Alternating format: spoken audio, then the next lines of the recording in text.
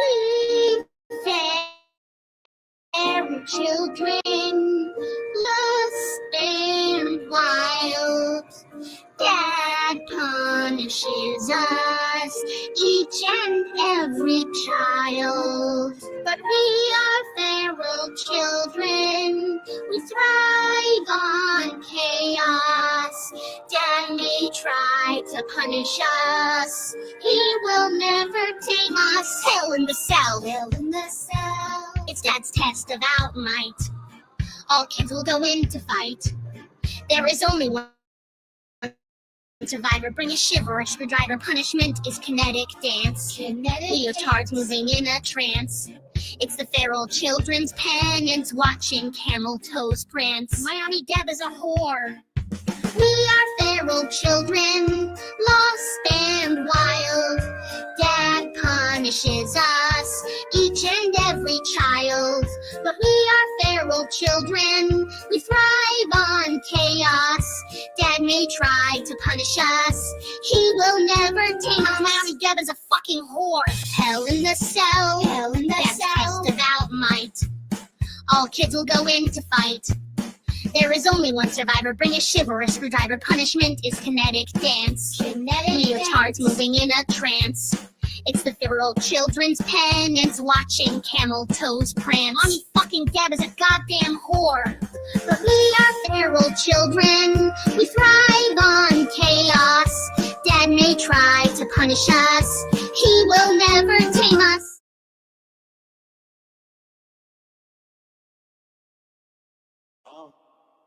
Hooga nooga nay, hooga nooga nay.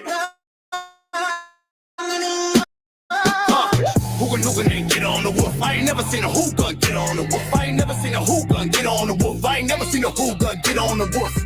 Hooga ain't seen on the wolf. Let me see a hookah get on the wolf. I ain't never seen a hookah get on the wolf. I ain't never seen a hookah get on the wolf. Hooga ain't get on the wolf. I ain't never seen a hookah get on the wolf. I ain't never seen a hookah get on the wolf. I ain't never seen a hookah get on the wolf. I ain't never seen a hookah get on the wolf. Let me see a hookah get on the wolf. I ain't never seen a Mac Cow bird watching Nobi. Piggyback, get on the roof. Brian, Albert, get on the roof. Meatball Marcus, get on the roof. Let me see an old judge, get on the roof. I ain't never seen Jim McKay spit out a tooth. Paula Keith ain't climbing on the roof. He's in the bathroom trying to boof. How you do it like a selfie? Damn, he got no shame, truth. Climbing on the roof. I ain't never seen Coffin Dapper get on the roof. I ain't never seen Grant Tellis get on the roof. Oh shit, Auntie Bay get on the roof. Oh shit, Higgins get on the roof. I ain't never seen Colin get on the roof. I ain't never seen Tristan get on the roof. None of those cops telling the truth. Blind Justice, Amy, it is your birthday today, and I have to tell you, I think that you deserve a little something special. And by that I mean, I don't know, maybe a AI Colin, maybe a little bit of hot Colin. That's right. Thank you to Derek Carney, by the way. Follow him. He is in here under Derek Carney. Where are you, Derek? Where are you, Derek? Where are you, Derek? I saw him here a minute ago. Derek, drop your channel in the chat. I promise I will get you on a banner soon. Follow Derek if you want more Hugin on the Woof. Where is it? Okay, it's not going to let me scroll down. Listen, you deserve a little bit of hot Colin because Derek made Colin hot for some reason. So here you go. On the roof, I ain't never seen Colin get on the roof. I ain't never seen Tristan get on the roof. Okay, that was it. But you know what? You know what's the only thing hotter for your birthday, Amy, than hot AI version of Colin that Derek made? You know what's the only thing hotter than that? Yes, DDP, but also a little bit of this for your birthday. Maybe a little bit of this. A little bit of Fredrickson. Guys, is everything okay? No. I'm just waiting in line. I wanted to catch you as soon as you're available.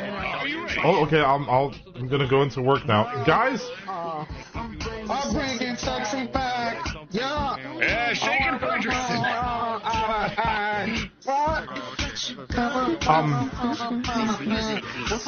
Yeah, for sure. Birthday. I thought. Wait, Fredrickson, it's your birthday? We go with bringing sexy back. Robert, match the freak. Oh, okay. Is this it? Am I matching the freak? Yeah, you're doing great. Thank you. Hey, Fredrickson, how's your new dancing role been going? Shouldn't you be on the stage at some point? Don't forget about it. All right, I don't pay you to fuck around. Hey, listen, guys. Do you guys mind if I get my own office? You know, I got to do line RP. I hope you like the disco ball we added. There's a pig. Yeah, Where the fuck did you guys get a disco ball? Well, you said no strip club, so we stripped that idea and just made the club. Yes, I know you have a club. Yeah.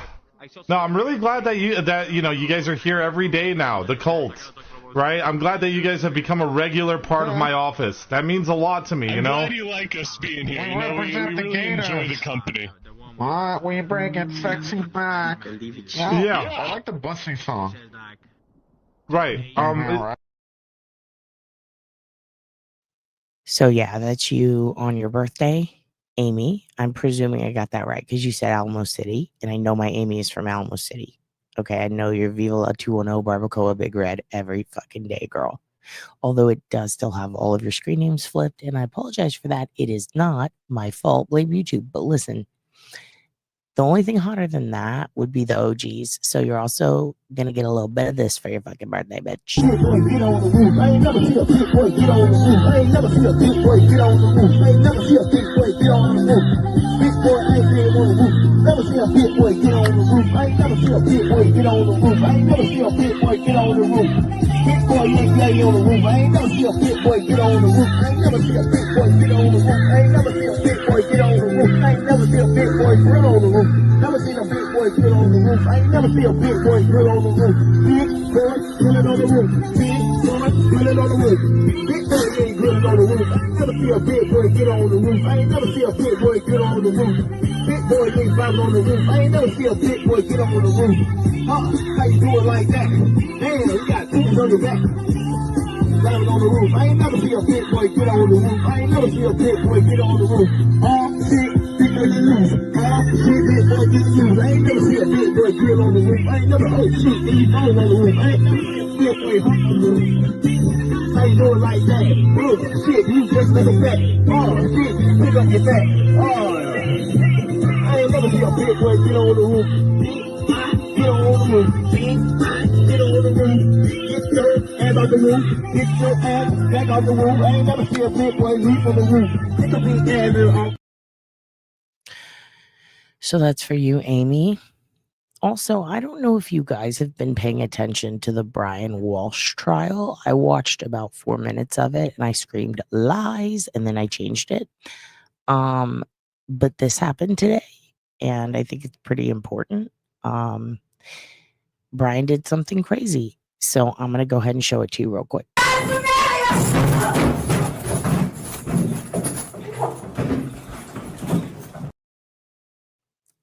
Oh shit, my bad. No, that was Taylor. Yeah, that was Taylor. I think she actually attacked another attorney again. I think she has, honestly, I'm not fucking with you. I think that oh, did you say razzle dazzle? Did you say razzle dazzle? You want to fucking razzle dazzle? Because we'll do it, none of your business. We will razzle dazzle. Do not jump at me. Do not lunge at me, ma'am. No, I think she's attacked like 2 or 3 attorneys since that video was made. So, you know, she's a crazy one. She's a crazy one. And I think we know why she's crazy. Because she didn't do her lurks and her squirms. Hello, folks, Snuck here. A lot of you have been asking me about my morning routine, so here it is. It's my new teeth. Snort-worthy smile, if you ask me. So I like to start my morning by waking up at 2 in the afternoon, get a quick lift, lick, and lurk in before I go off and spend the next several hours in the woods. And this time is mainly for my freeform lurks. I just lurk like no one's watching. Then I head into town to do some casual creeping. I mean, I'm freaking everyone out because I'm getting in my squirms. but you gotta squirm to stay firm. I forget what I'm doing for the next 3 days and get an office job that I absolutely hate. Spend most of my time hiding in the storage closet, but all my coworkers know I'm in there. The next 26 hours I'm purposefully unconscious, come to so I can try on some tuxes because I'm getting married. Love to Ragnora. I'll practice my funeral for 30 minutes, at which point I gotta pretend to listen to someone tell me about a dream they have, but I'm really just thinking about what I'm gonna say. Then, and this is important, I'll just wait, eerily, for hours. What am I waiting for? A big heap of nothing. I wait to wait. I'll spend 2 minutes trying to create fire with my mind, giving me just enough time for a last lurk before the day begins. That's the Bobo way.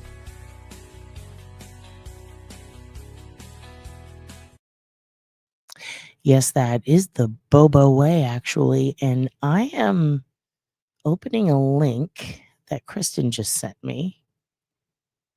Hold on one second. What is this? She just sent me something that's Gilbert Gottfried impression. Okay. Oh. You know what? This looks really funny. I think I'm going to toss this in the mix. I think you're right, Kristen. I think this is what we need. I actually don't think I've seen this, but I can just tell by the description here. Let me remove this. Oh, what's that? That's right. Dance Kinetics. Let me share this with you guys. Actually, how do I make it big? I think that's as big as it's gonna get. Oh God, that's loud. Okay. We're gonna see how this goes. All right. Let me just share this with you guys. I don't know what this is, but I like the description, so it's happening. Okay, it's happening. Here we go.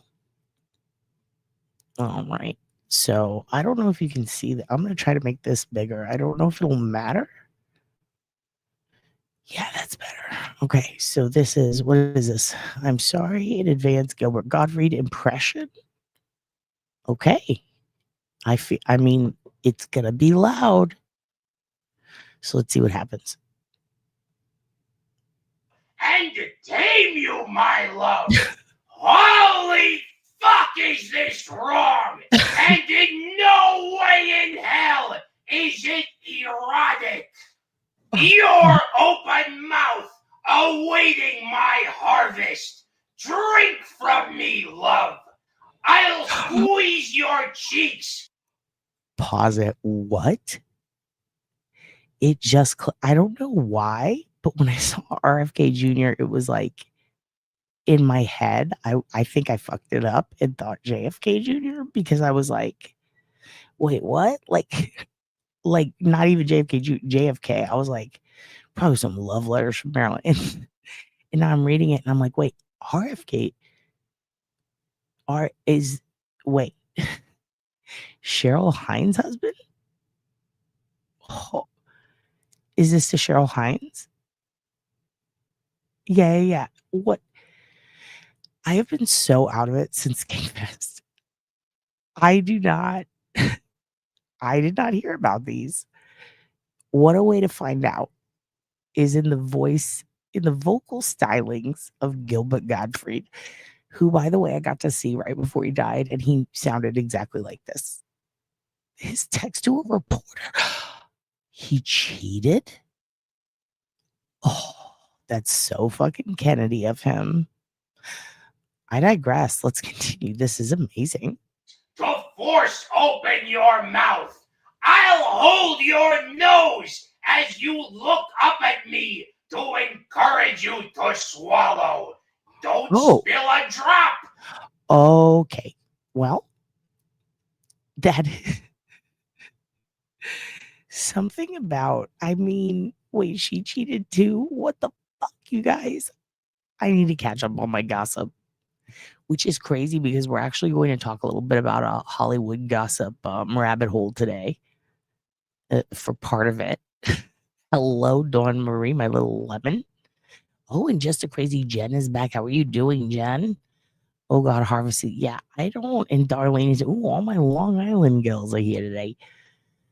No, he's reading RFK Jr.'s texts to, I guess, a reporter. Which one? Is it that square-jawed one? Lara Luma? Is that her name? Something's going on with her, unless that is some sort of AI witchcraft.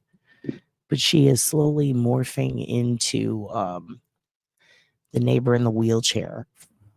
Family Guy. I don't know what's going on there. So, just to be clear, a sleep paralysis demon, I'm presuming, comes into your room, sounds like Gilbert Gottfried, but is screaming RFK's sexy texts at you. You know, Gilbert, yeah, I do think Gilbert Gottfried's voice makes it actually not as sexually threatening sounding. It's kind of funny because in my head, I'm picturing Gilbert. I just know like he's so tiny, like any of us could whoop his ass, but also like I apologize, he is dead, but it's kind of funny. It's very funny, but it's like I'm not as scared as I am giggly from this. But it's gross. Like the texts are gross. I am a river. You are my canyon. Ugh. I mean to flow through you. I mean to subdue. See, if they wouldn't have had this here, or if they wouldn't have said who the texts were from, I would have assumed these were like berries and nans. You know what? I'm grounded. And to tame you, my love. Holy fuck, is this wrong? And in no way in hell is it erotic. I will be sending this to your new husband, Andrew. And I will say, this is what Laura said she needs more of from you, Mr. Roasted Bean. Your open mouth, awaiting my harvest. Drink from me, love. I'll squeeze your... Like, are we absolutely sure this isn't the text with Nan? Like, are we sure? Because it really does. Also, girl... He is a sweet baby boy. You're going to have fun. Yeah, yeah, every time someone says talk dirty to me, they mean this. Just, this, who's yelling at you in this? Oh, just the sexiest man alive, Gilbert Godfrey, the sleep paralysis demon who's screaming nasty texts at you that RFK apparently sexted to a woman who is not his wife when he had brainworms. Just a normal stream from us here at Oblivious Benson Incorporated. Sherlock Ho, thank you for joining us today. You're late. Please go sit in the cuck chair. All right, let's keep going. Cheeks to force open your mouth. I'll hold your nose as you look up at me to encourage you to swallow. Don't spill a drop. I am a river. You are my canyon. I mean to flow through you. I mean to subdue and tame you, my love. Holy fuck, is this wrong? And in no way in hell. Oh, wait, no, these are Brian Higgins' texts with Karen. That's what these are. That I knew I recognized these. Robert F. Kennedy ripped off the Karen Reed trial. That's what is going on here. Is it erotic? Yo, this is so fucked up. And this is also very funny. This actually kind of reminds me. This is like as good as a Gummo reference. I love this for you, Laura. Also, where is Larry? Go yell at him. Go yell at him on Twitter. Tell him get over here. The brainworm has better game than the brainworm is over here like I got a bad dog. I got an orange jubilee for you, hun. open. I gotta be honest with you guys. I could listen to this all fucking day. This is what I'm going to listen to put myself to sleep. You're getting a follow. Go ahead and throw a like on there. Can I double like it? I'm gonna go ahead and save it. And I'm gonna go ahead and hit play again. Mouth awaiting my harvest. Drink from me. This is okay. So the next time someone says, "Hey, you're gonna lead us in prayer," this is what I'm gonna say. Love. I'll squeeze your cheeks to force open your mouth. I'll hold your nose as you look up at me to encourage you to swallow. David Yannetti looks down at his phone and Beverly texted him all of this. Don't spill a drop. I am a river. You. Oh, that's what I bring up that makes you feel yucky inside, of all things. I mean, shout outs to Kristen, because we're going to listen to a lot of this. My canyon. I mean to flow through. I'm going to say this to Dylan as soon as he wakes up. Like, he's going to wake up and he's going to walk out here and I'm going to start screaming this at him. You. I mean to subdue and tame you, my love. Holy fuck, is this wrong? Also, I did the baby bird thing with Dylan where you say, I saw a bird today, but he already tried it on me a long time ago. But I know that men are dumb, so I was like, he'll forget that he did that. So, you know, the thing where it's like you say, hey, I got a baby bird. I'll show you on X in a minute. It's a thing. But anyway, he told me to stick the bird up my ass, but he still loves me. And in no way in hell is it erotic. Your open mouth awaiting my harvest. Drink from me, love. I'll squeeze your cheeks to force open your mouth.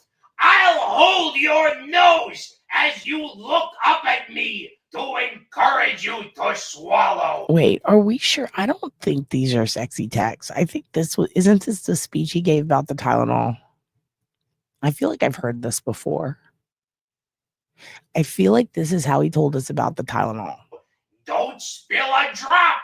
I am a river. You are my canyon. I mean to flow through you. I mean to subdue and tame you. This would be a good lo-fi. I'm writing that down. We're going to make this into a lo-fi. Don't let me forget. Gilbert. I'm just going to put Godfried lo-fi. Not Godfrey lo-fi. That would be different. That would just, I mean, he does a pretty good Trump impression. Not going to lie. Okay. Let's listen to 20 more minutes of this. Oh, my love. Holy fuck, is this wrong? And in no Also, it is crazy how the view count went up. way in hell is it erotic. Your open mouth awaiting my harvest. Drink from me, love. I'll squeeze your cheeks to force open your mouth. I'll hold your nose as you look up at me to encourage you to swallow. Don't spill a drop. I am a river. You are my canyon. I mean to flow through you. I mean to subdue and... See, other people thought so too. Gilbert's voice somehow made it more soothing. I love this. I love this. There was a 50 Shades reference? Or a referende. It's fine. What did RFK Jr. have uncovered? Okay, you're getting more from me. Is that Tropic? Oh, no. He did a good job. You should do Psycho Lunch. Okay, don't give suggestions to something that's already perfect. I mean, this is pretty good. I absolutely love this. I am a river. Yeah, yep, right there. I bet we could mash this up with Grant Smith Ellis. Oh, yeah. I will. Oh, you know what? I know exactly what you're talking about. Yep. We used to play it.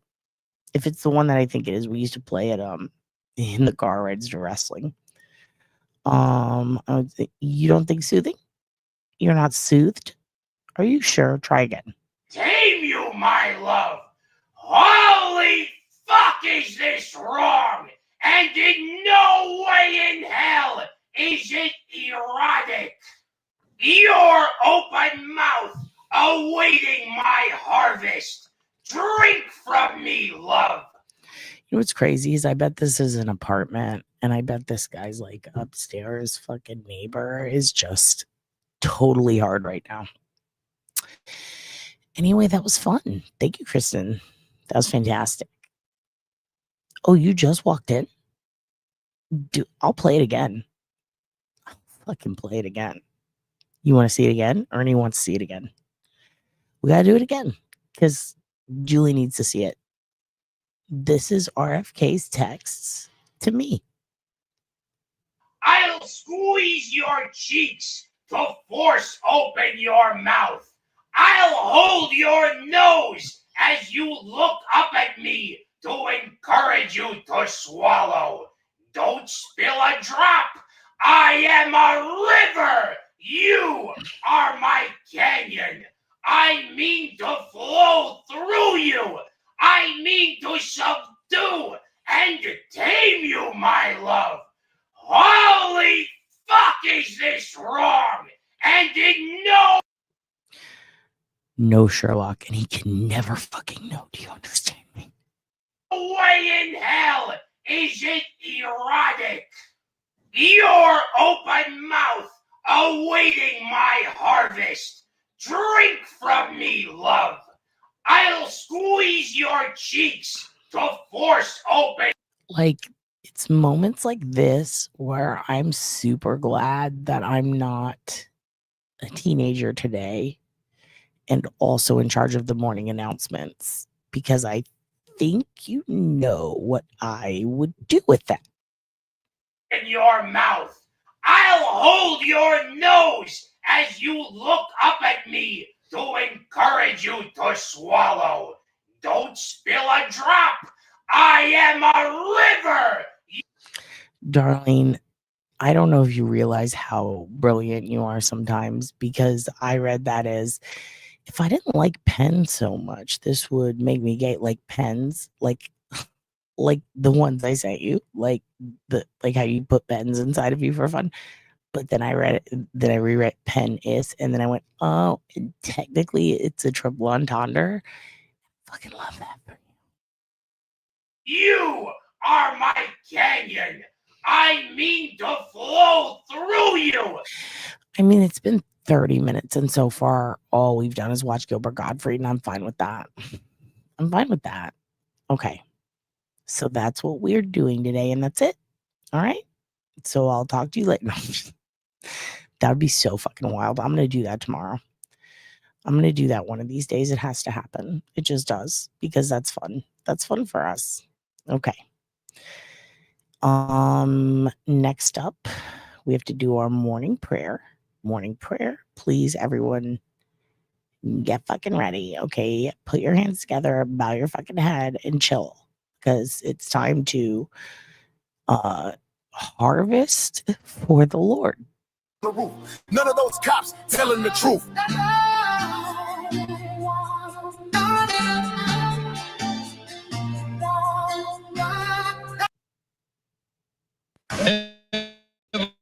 Heavenly Father, we thank you tonight for all your blessings. You said in all things give thanks. So we want to thank you tonight for these mighty machines that you brought before us. Thank you for the Dodges and the Toyotas. Thank you for the Fords. And most of all, we thank you for Roush and Yates partnering to give us the power that we see before us tonight. Thank you for GM Performance Technology and the R07 engines. Thank you for Sunoco Racing Fuel and Goodyear tires that bring performance and power to the track. Lord, I want to thank you for my smoking hot wife tonight, Lisa, and my two children, Eli and Emma, or as we like to call them, the little E's. Lord, I pray you bless the drivers and use them tonight.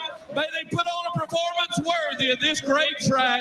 In Jesus' name, boogity, boogity, boogity, amen.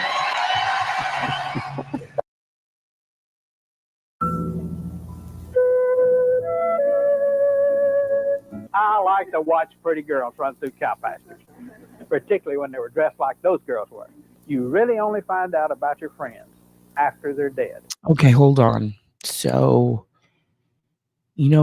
I love these videos. I love the found footage archive because, you can watch it 50 times and learn something new every time. Now, I'm usually focused on giggling at the song, and then I kind of black out for a few seconds, and then it starts for me, which is when he starts talking about the drugs. But I think I just heard something that is more fucked up than Gilbert Gottfried's sleep paralysis demon. So hold on a second. I like to watch pretty girls run through cow pastures, particularly when they were dressed like those girls were. Okay. All men giving presentations are perverts. I've decided that.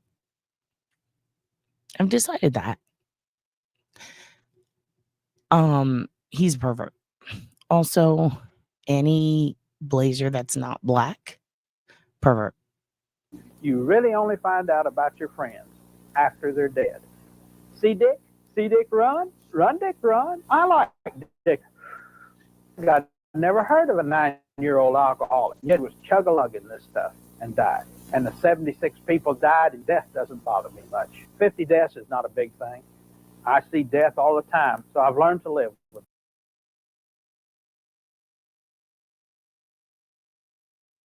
I'm sorry. I was just comparing him to Charlie Kirk again, and I shouldn't have done that. And the 76 people died, and death doesn't bother me much. 50 deaths is not a big thing. I see death all the time, so I've learned to live with death. So the 50 deaths don't bother me. He was 8 years old. He smoked. He is a terrible pervert, but that is a great quote. I've learned to live with death is a crazy quote. Learn to live with death. So holy shit. I've learned to live with death. That's profound in the middle of a lot of perversion. I see death all the time, so I've learned to live with death. So the 50 deaths don't bother me. He was 8 years old. He smoked 4 California Golden Browns to go to the bathroom on his own. Now you think about that. What do you mean Larry's working? Bitch, this is Karen Reed. Okay, this is the FKR movement. You call him at his work. Okay? You call his employer, you call his mom, and you call his ex. And you tell him to get the fuck over here. Because that's how we do. I'm just fucking with you. God damn it, people are crazy. All right, let's keep going. They're playing a little game called fruit salad. One night at our local hospital, I pumped 44 stomachs. 5 nights later, we pumped 65 stomachs. This guy's bragging big time. Are drugs serious? You bet your boots are serious. It's a drug called brown horse. But you got to stick it under the skin somewhere. Well, you shoot it between your toes. Nobody knows if it's between the toes. Shoot it under your tongue. And see, that's also another statement on, I'm just going to say it. I don't care if it's racist. That's about white men. They don't wash below the knees. And I've seen that on many podcasts. Before long, you're shooting it into your eyelids. But this is too late for Dick. Dick is dead. Jane is now a known drug addict.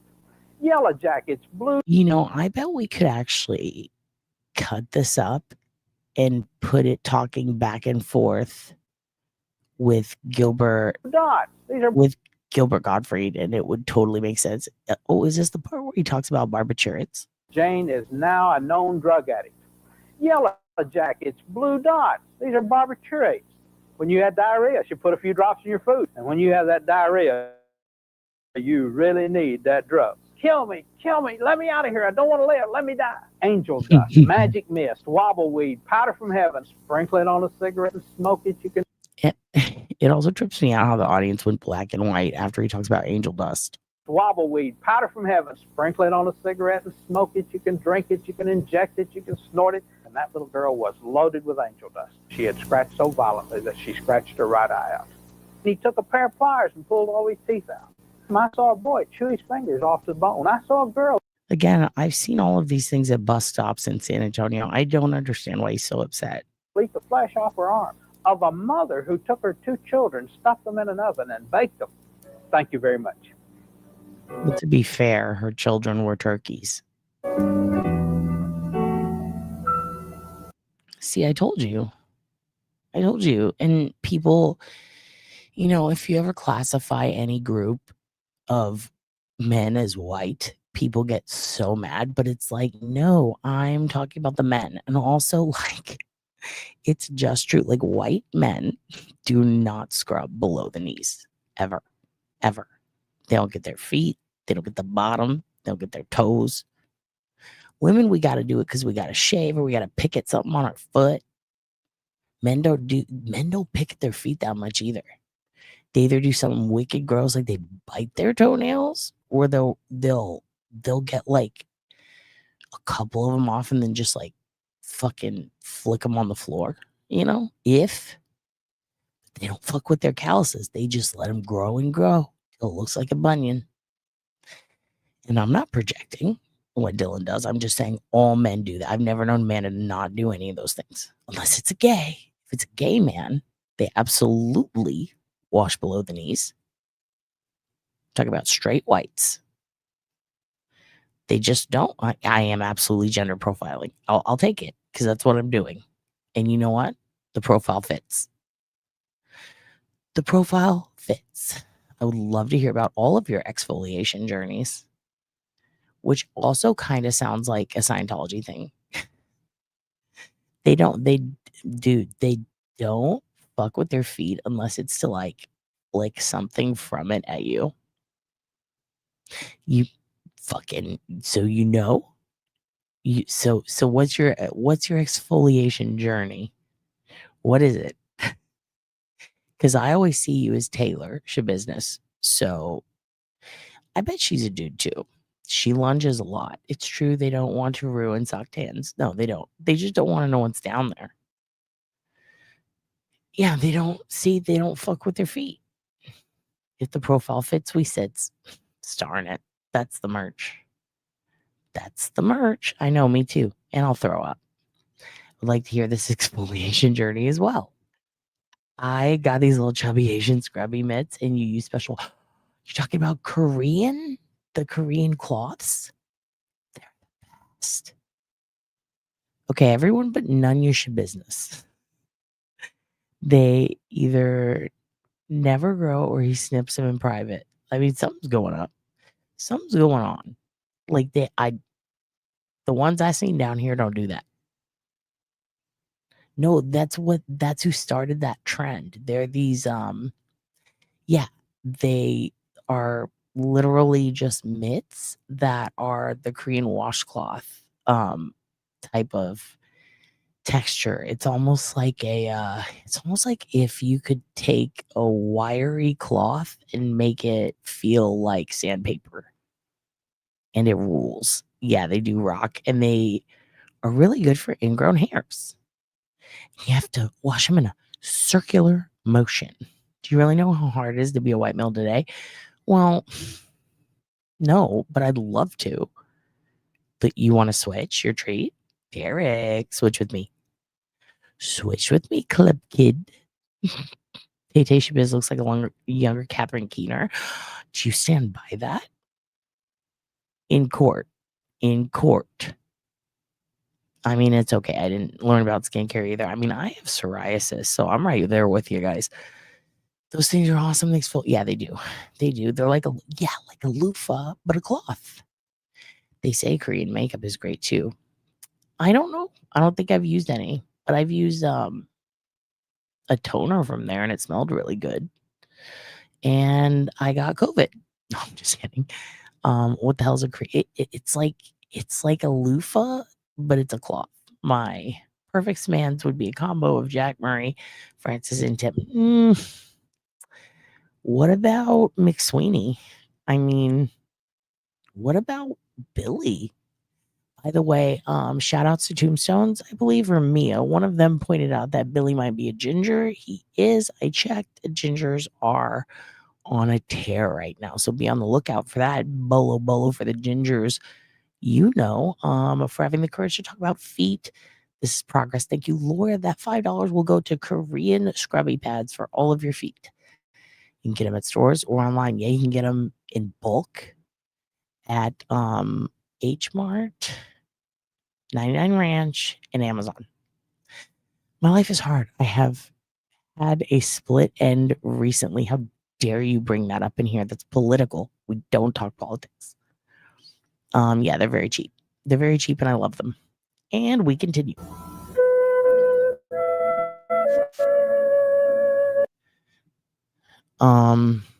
Also, Maggie, I'm not doing this. What? No.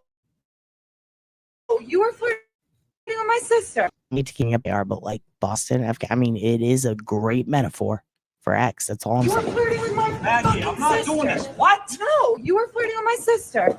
I was flirting with your sister. Yes, you were flirting with my sister. What? Get over here. Get over here. Maggie. I mean, I'm playing it again because I was flirting with your sister. Goes through my head all fucking day. What's this shit they say about the... I have to ask them about it. It's some shit they say about like, you could call your sister. Why didn't you call your sister? I bet we could mash that up with this. You were flirting with my Maggie, I'm not sister. doing this. What? No, you were flirting with my sister. I was flirting with your sister. Yes, you were flirting with my sister. Also remind me to ask Baby James if he knows this guy because he knows Frankie Canable, so he has to know this guy. You were flirting with my Maggie, I'm not sister. doing this. What? No, you were flirting with my sister. I was flirting with your sister. Yes, you were flirting with my sister.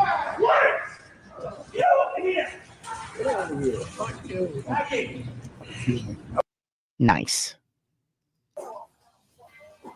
Okay. We're not gonna watch this. I don't know how this got on the list. This was just some shit. I was gonna watch later. What? Don't spoil it for me. Don't you spoil it for me, Laura, because the person on Twitter said it was from Boston. Hello, Patrick. Welcome. Glad to see you here from the FBI. Glad to see you here from the FBI. Okay, hold on. Let me pull this up. Let me take this down. Let me pull this up. I got something for you. Guys. And then we're going to get to the gabagool. And then at the end, or not the end, for, I guess, the second part, we're going to do some more sillies. But we do need to do at least this. I'm not quite sure why I'm here or what I'm doing, but there's a reason. Ma'am, we're discussing the rezoning for the Portillos. Do you have any comments on that? For what? We're discussing the rezoning on 53rd for... Well, I live on 63rd. Again, we're here to hear comments about the rezoning. Well, I don't like Facebook, and I don't like the internet because I can't find a job. The library blocked my password. Now tell me, does that make any sense to you? Are you autism? Sorry, what? Are you autism? Read Huh? Read this. Okay. It's Autistic Girl Summer. Let's yell on the beach and also on the spectrum.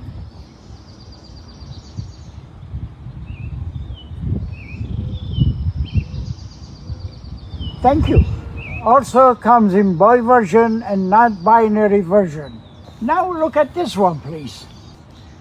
Please excuse my poor eye contact. I'm infected with autism. Are you in love with alcohol? This is good for Mother's Day. It's wine o'clock, time to talk to my son. Thank you. You can have it. Really? Not this one. Get your phone. I'll show you. Oh, you want me to buy it? You don't want to support my dreams? It's just like the service here is just kind of spotty, so but I will order it when I get home. Leave now. I'm sorry? Leave. You are on your period.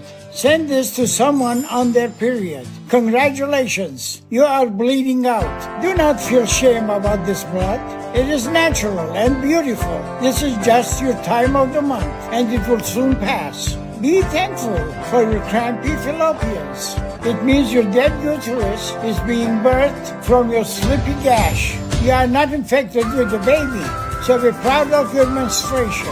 Embrace it. Wear fashions about it, like the ones I designed. Congratulations to me. I am on my period. There are also designs for PMDD and endometriosis. Don't forget to wear this on Free Bleed Friday. Please comment, I am blood. And always remember, you are loved, even if you're infected with gay.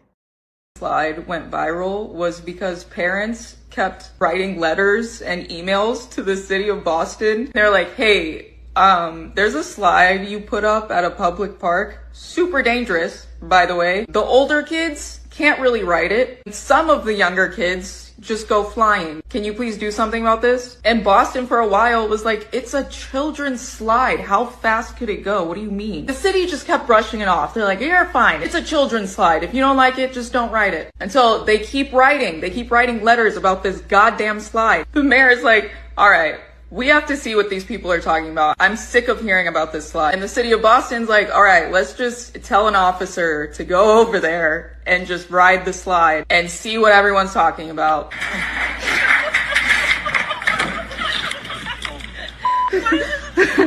And that's why we have this iconic video of this Boston police officer going down this slide. The way I wouldn't go back to work for like at least a couple days. Y'all got it. You know what you did to me. They should have just believed the parents off rip, because what a specific thing to complain about. It has to be pretty bad.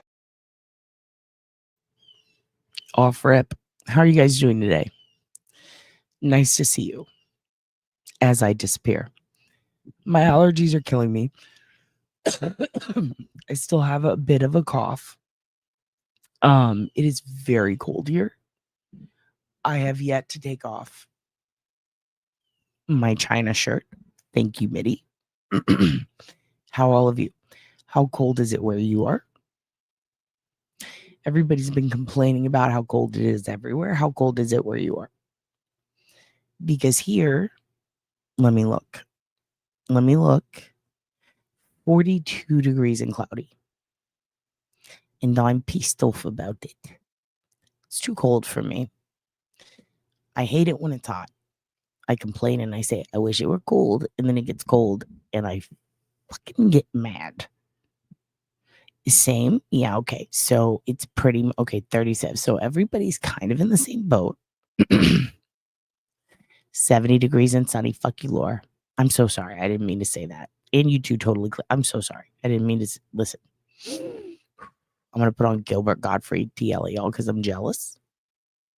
I'm very jealous, but I mean, I guess God damn it, Brittany. Everybody's experiencing island behavior with their weather. We got okay, so 3 of you guys. Well, you know what? I'm probably going to die in an ice cube, but it's fine. I love you guys anyway. You can't have my stuff. 120. Okay, Melissa's fucking lying, but it's fine. So a couple things before I show you. I'm just going to do the rest of the sillies and then we'll do the news. Because a bunch of my Long Islanders are here and I have some stuff to show you from your parts that I think you'll find interesting. And also because it's lunchy time for some of you on the West Coast, I think. So I want you to enjoy yourselves for this little bit of time you have if you're tuning in. First and foremost, am I being super loud? No, I'm not. Okay. So first and foremost, sorry, I'm still working with this new setup and it's a bit weird. Okay. So on the community wall, if you are Curious Potato, excuse me, and higher on the tiers for the memberships, if you have a membership and you're getting, I think it's like the 99-cent a day one, this doesn't apply to you. But if you go up a tier, any tier above SnoopyDupa, you now, as a Christmas present, have access to the OSINT cheat sheet this month. and it's a good month. It's a real good month for those in cheat sheet. Why? Because instead of adding 10 to 20 new links like I do every month, I went ahead and added them 2 weeks early because we usually do mid-month, and I added 60 new links. 60 new motherfucking links in that thing. Now, if you don't know, oh my God, 38. Oh, everybody's cold. Yeah. Get your whoopies out. Wrap yourself in a burrito. Let me tell you about the Zosin cheat sheet. If you don't know what it is a ever-expanding database, a Google sheet, if you will, that has links for all sorts of OSINT, true crime, forensics, and SnoopyDupa related tools and resources. Everything from like reverse searching images to various AI tools, what VPNs are good, old research studies, new research studies, anything and everything on fire and arson, behavioral pattern, links to different, databases on fucking, I can't even think, behavioral analysis shit. Right now I added, mostly it's almost actually all in the last 2 months. It was arson stuff and digital forensics. And then we did a whole section on AI cars, or tools for AI tools specifically for cars and automobiles, license plate finders. But this month specifically, it is 60 of the best subreddits. So what do I mean by that?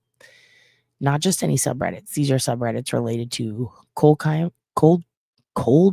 cases, crimes, missing persons investigations. I'm trying to think because I combined them all. It's OSINT, online mysteries, digital mysteries. A whole bunch of them are forums where you can pull tools from. And then straight up, here's a list of OSINT resources type of GitHub links, everything you can imagine.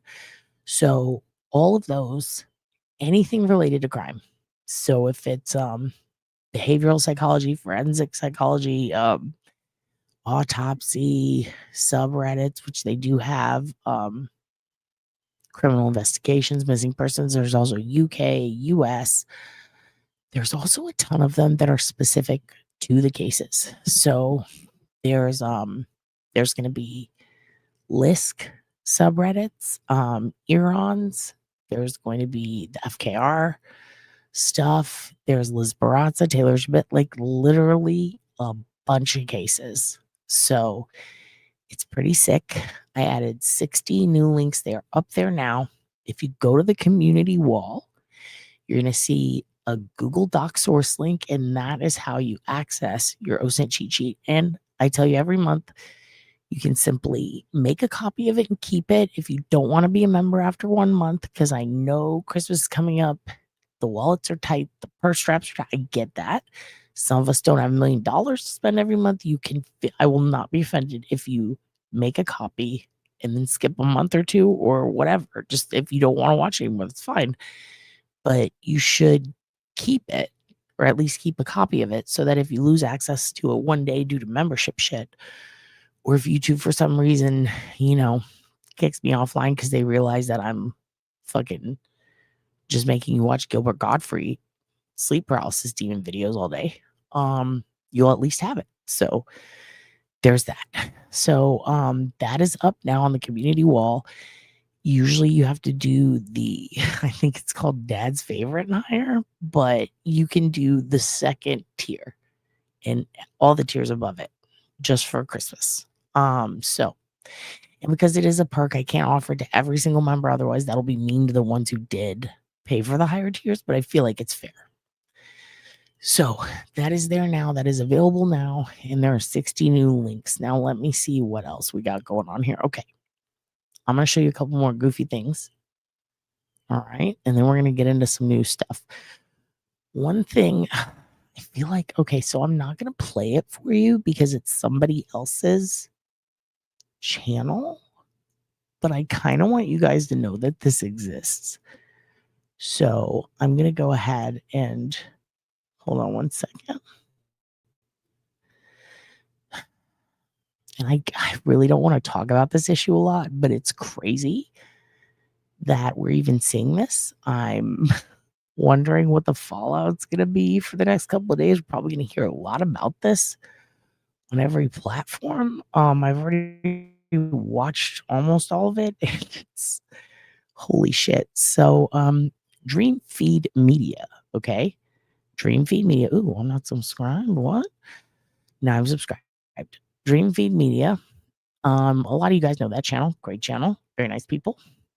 She just put up a CrimeCon PD body cam from the Aurora police from CrimeCon, where apparently the woman that Lauren Matthias claims was her stalker was escorted out of the building away from CrimeCon because Lauren Matthias put a protective order on this girl out of Utah.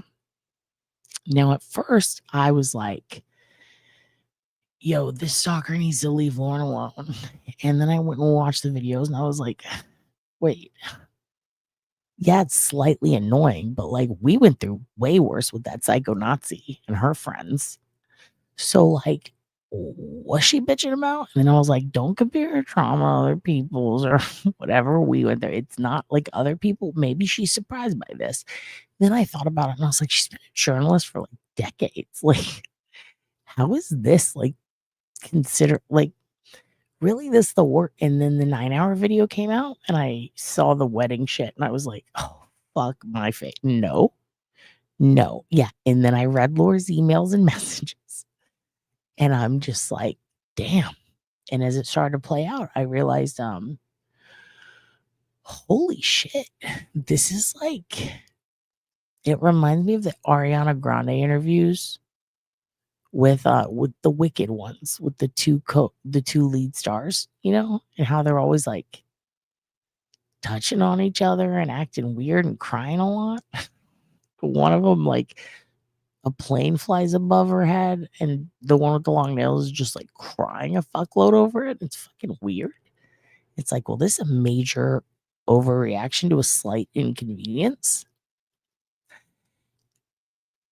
And then I started to realize, holy shit, this full-blown gaslighting. Like, yeah, the stalker's kind of annoying, but like, this is full-blown gaslight. Like, Lauren's acting like this bitch is like lurking and following her and causing her all these problems. And really, it seems like she's not. She's making, I mean, I guess it's just subtweeting, but through TikTok, she's sub-talking. Like, that's it. The girl's like essentially speaking in music lyrics. Like, we did this in the 90s. Like, this, how is this so upsetting? You know, it makes no sense to me.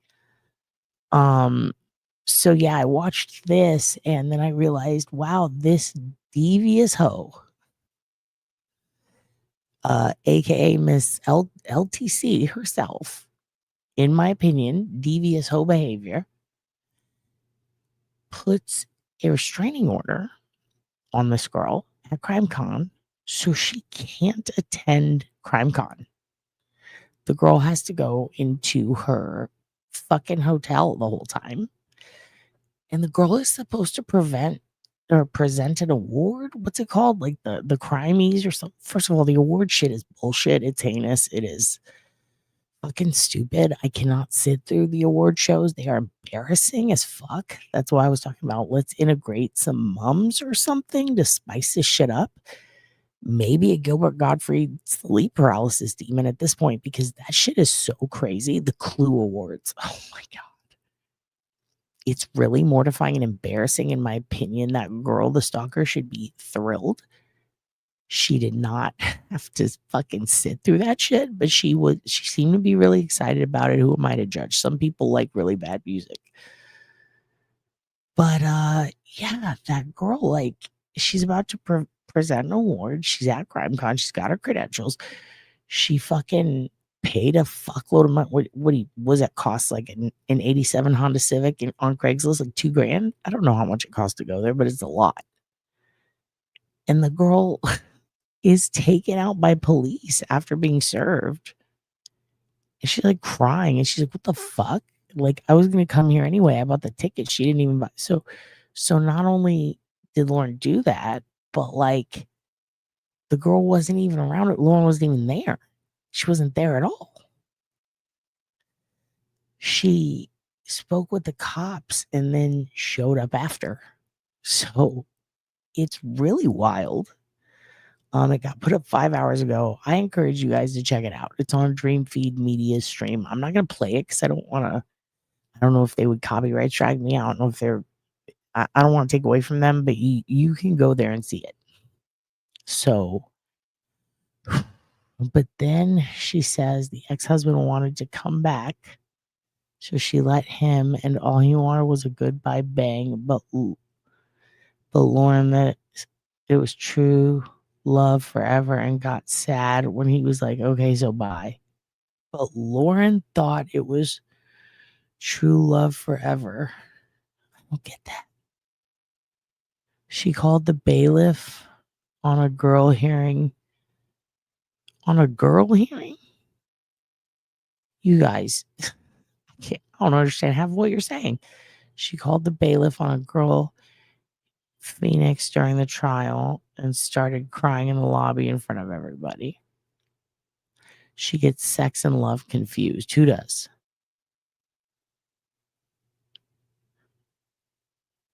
I don't. Girl here in Phoenix. Oh, okay. Who gets sex and love confused? Gilbert Gottfried? Understandable. He is a demon after all. Okay, so while you Long Islanders are in here, she didn't even have her husband's address to serve him divorce papers. Whose?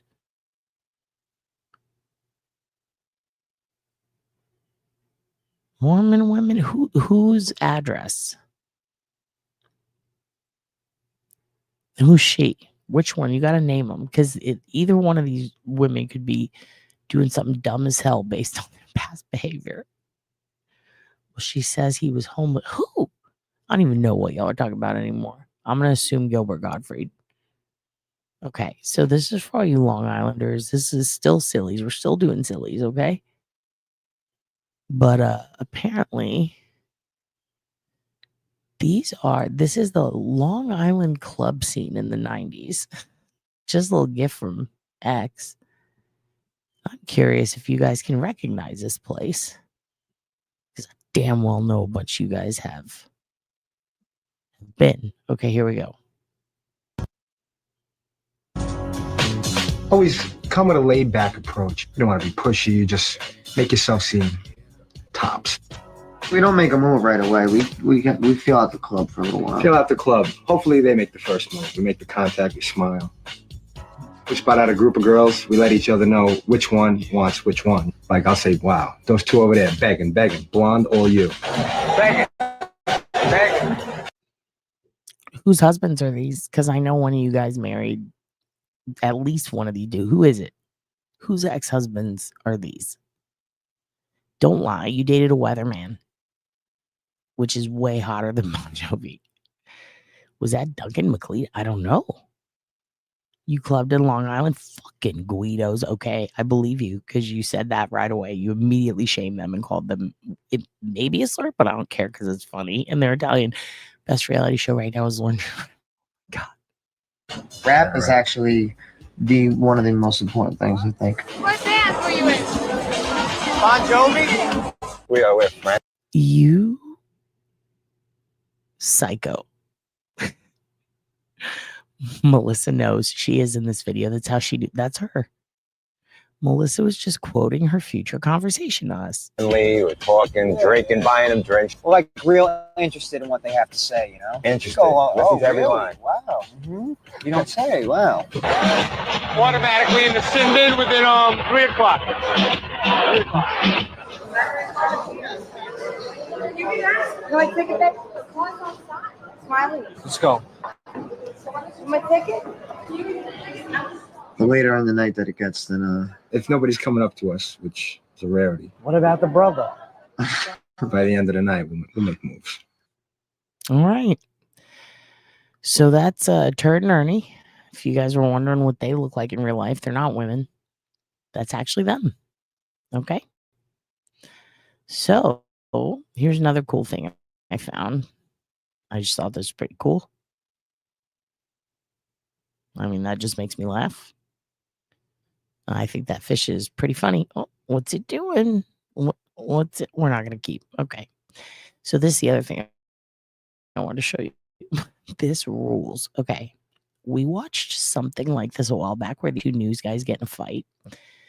But I was reading someone's take on this video. Also, hello, Steven Earmuffs. I was reading this guy's take on this video, and he was talking about how he worked in news weekends and how fights would break out all the time. And a bunch of people were saying that they're like back in the 90s and like late 80s, early 90s, even. I mean, one guy was like, oh, they were doing that back in 68. And I was like, what? Who? Walter Cronkite? But they were talking about how news people would get in fights.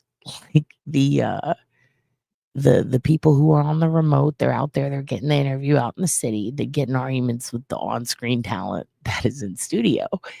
And the correspondents, if you will, and the in-studio talent would get in arguments. And that would happen all the time in radio. So, had to figure probably happens in television, but apparently it's super common. People were all sharing their stories. And then, of course, the algorithm provides. And they showed this. And I'm like, wow, this is the same clip I'd been looking for where the guy was talking about how this is normal behavior. So I'm going to show it to you because we love found footage here. And I'm curious if any of you guys ever saw this. Also, New York adjacent. Here we go. There's nobody on overtime. There's nobody working on the weekends. There's a lot that could be done to have this done a lot sooner. And I'm here every day. Well, she lives on the first floor, and so I mean, I don't see. I care about my other neighbors. Well, it's scheduled. It's a contracted job. We don't tell the elevator company when to work their people. They submit a schedule to us. They said they could do the elevator in 6 weeks. Yeah, and I remember that sketch and was wondering, I was like, I bet that's that dude, but I wasn't sure. Thank you for confirming. Have you seen? No, it 100% is like that. Also, have you seen this before, Melissa? I feel like you guys grew up on this and would quote it or something. I love this so much. I'm going back. Also, she kind of looks like Whitney Cummings to me. I might be face blind. There's nobody on overtime. There's nobody working on the weekends. There's a lot that could be done to have this done a lot sooner. And I had to rewind it 50 times. Fucking first time I refound it because I've seen this once before, but like down here, the paint is fucking me up. It's making me upset. Look at that paint. Fix it. Well, she lives on the first floor, and so I mean, I don't see. I care about my other neighbors. Well, it's scheduled. It's a contracted job. We don't tell the elevator company when to work their people. They submit a schedule to us. They said they could do the elevator in 6 weeks. So all we're trying to hold them to is meeting their deadline. As far as doing elevator repairs 6, 7, 8 o'clock at night, I don't see that as being a typical process, nor is it a typical process to be working on. We've got to go now. I want to thank you both. Thank you. All right, it's back to you, Jim. Ollie, don't let her go away. That's what. Does she have a response to that? Is she still there? What's that? Did the lady just leave? Yeah. Oh, that's too bad. We should have kept that discussion. She's back if you want her. Yes. She heard you. Yes. What would you like to know? I would like to know a response to what the gentleman said. The gentleman's a very effective spokesperson for the company, but obviously the people who live there are not satisfied with his explanation. Right. So what do you want now? Well, if I have to teach you how to be a reporter, Ollie, I'll do that later. Why don't you do that later, Jim? I think the lady expressed herself, and you're not here, you're there. Is there any question you'd like me to ask her? And no, I'll give you lessons on how to become a reporter later. I'll give you some lessons on how to be an editor because I was your boss once. Yeah, you were. And are no longer. How did that happen? Well, I don't know. Here's Annabelle DeMillo. Hey, good morning, Jim. We are live. I mean, goddamn. I want to go back one more time to that. I just need to see the fucking sass. I love it so much. Holy shit. My butthole puckered. Hey, Mary Malarkey. How are you doing, hun? This is like epic. I love that it really happened. That is totally Bill Hader's character. I got uncomfortable. I giggled. My butthole puckered. It is everything. It is really good. Now imagine Gilbert Gottfried running in and screaming RFK tweets at you. Who fucked whose wife? Great question, Sherlock. The answer is elevator guy. And both of their wives. So let's continue. It is awesome. I love it so much. We're watching it again. Company, but obviously the people who live there are not satisfied with his explanation. Right. So what do you want now? Well, if I have to teach you how to be a reporter, Ollie, I'll do that later. Also, I wish I would have remembered this before. Fucking, damn it. How cool, Laura, how cool would it have been if when you were doing the Lori Daybell trial, if we just bantered like this? You want now? Well, if I have to teach you how to be a reporter, Ollie, I'll do that later. Why don't you do that later, Jim? I think the lady expressed herself, and you're not here, you're there. Is there any question you'd like me to ask her? And no, I'll give you lessons on how to become a reporter later. I'll give you some lessons on how to be an editor because I was your boss once. Yeah, you were and are no longer. How did that happen? Well, I don't know. Here's Annabelle DeMillo. Hey, good morning, Jim. We are live. Good morning, Jim, indeed. And we digress. Let's keep going. Okay. No, not that one. Okay. This is so upsetting. This is so fucking upsetting. I was shocked. I'm still pissed off. And I'm going to watch it. This was a show from 2005. Holy shit. It's real. Don't be scared. Let me be scared for you. Would this child, now a grown woman, know who her father is if she were to meet him in a crowd? Tonight, we're going to put her to the test as she gets the opportunity to meet her dad for the very first time. Your dad is behind that door. You ready to meet him? Yeah. But it won't be easy.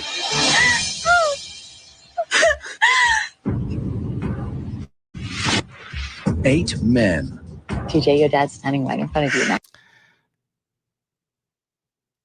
I have done no research. Everyone was talking like it was real. I don't want to know. Just the fact that anyone could have thought this up is upsetting. It better be real. I want to watch it. Also, fuck this world.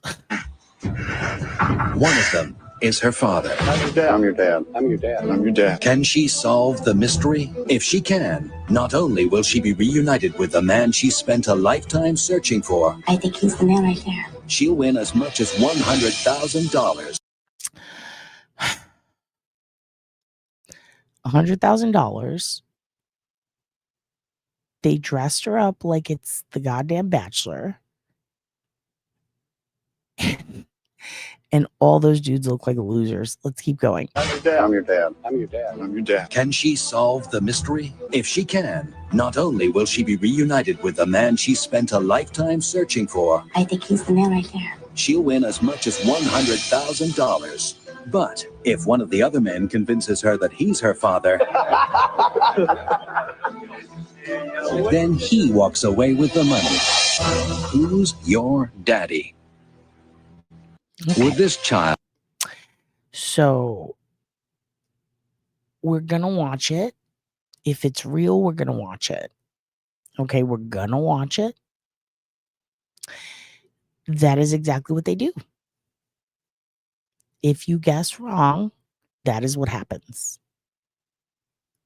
You don't get the money, and you don't get to find out which one is your dad.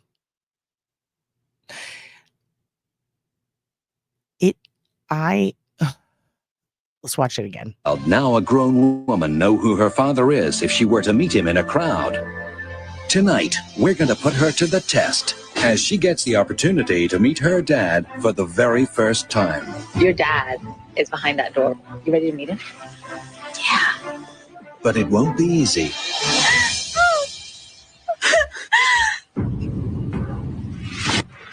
Eight men. TJ, your dad's standing right in front of you now. One of them is her father. I'm your dad. I'm your dad. I'm your dad. I'm your dad. Can she solve the mystery? Okay, so I've done the OSINT. I don't know if y'all are ready for the answer. Who's Your Daddy is an American reality television special. It was going to be a show. It became a special. So it was essentially like pilot season. It was a 90-minute special. It didn't do the Cheers to Frasier like leap.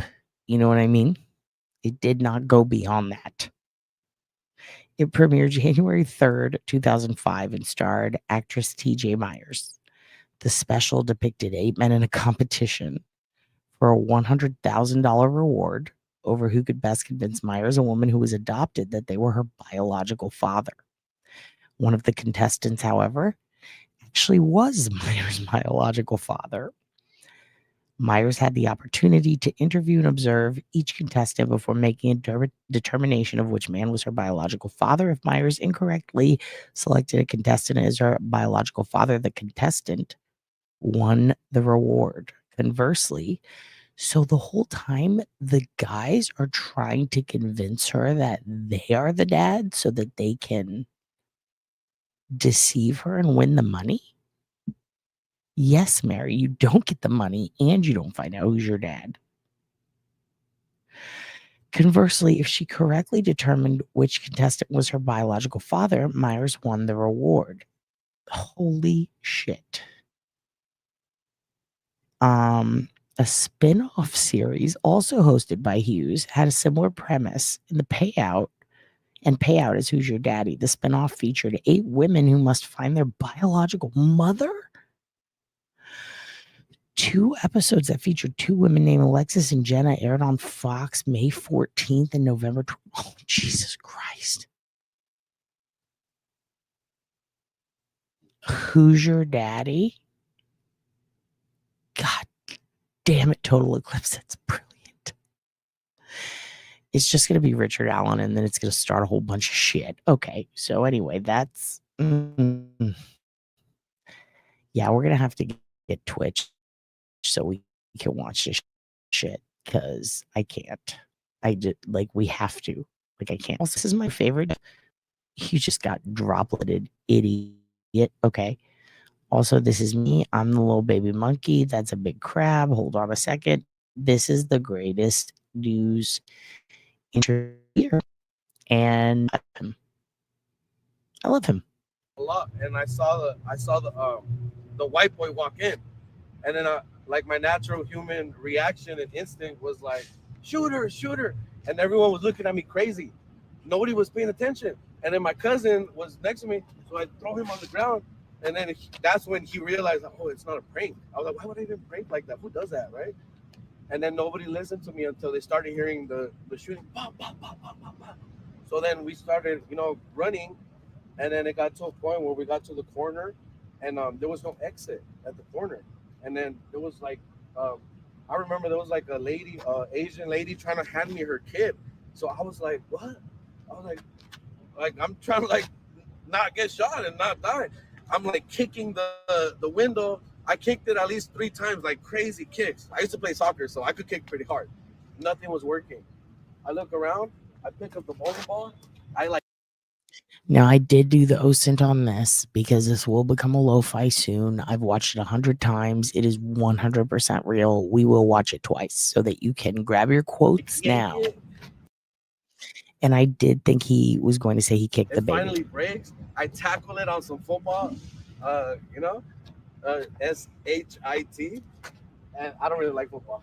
But then as soon as that happens, everyone starts getting out that window.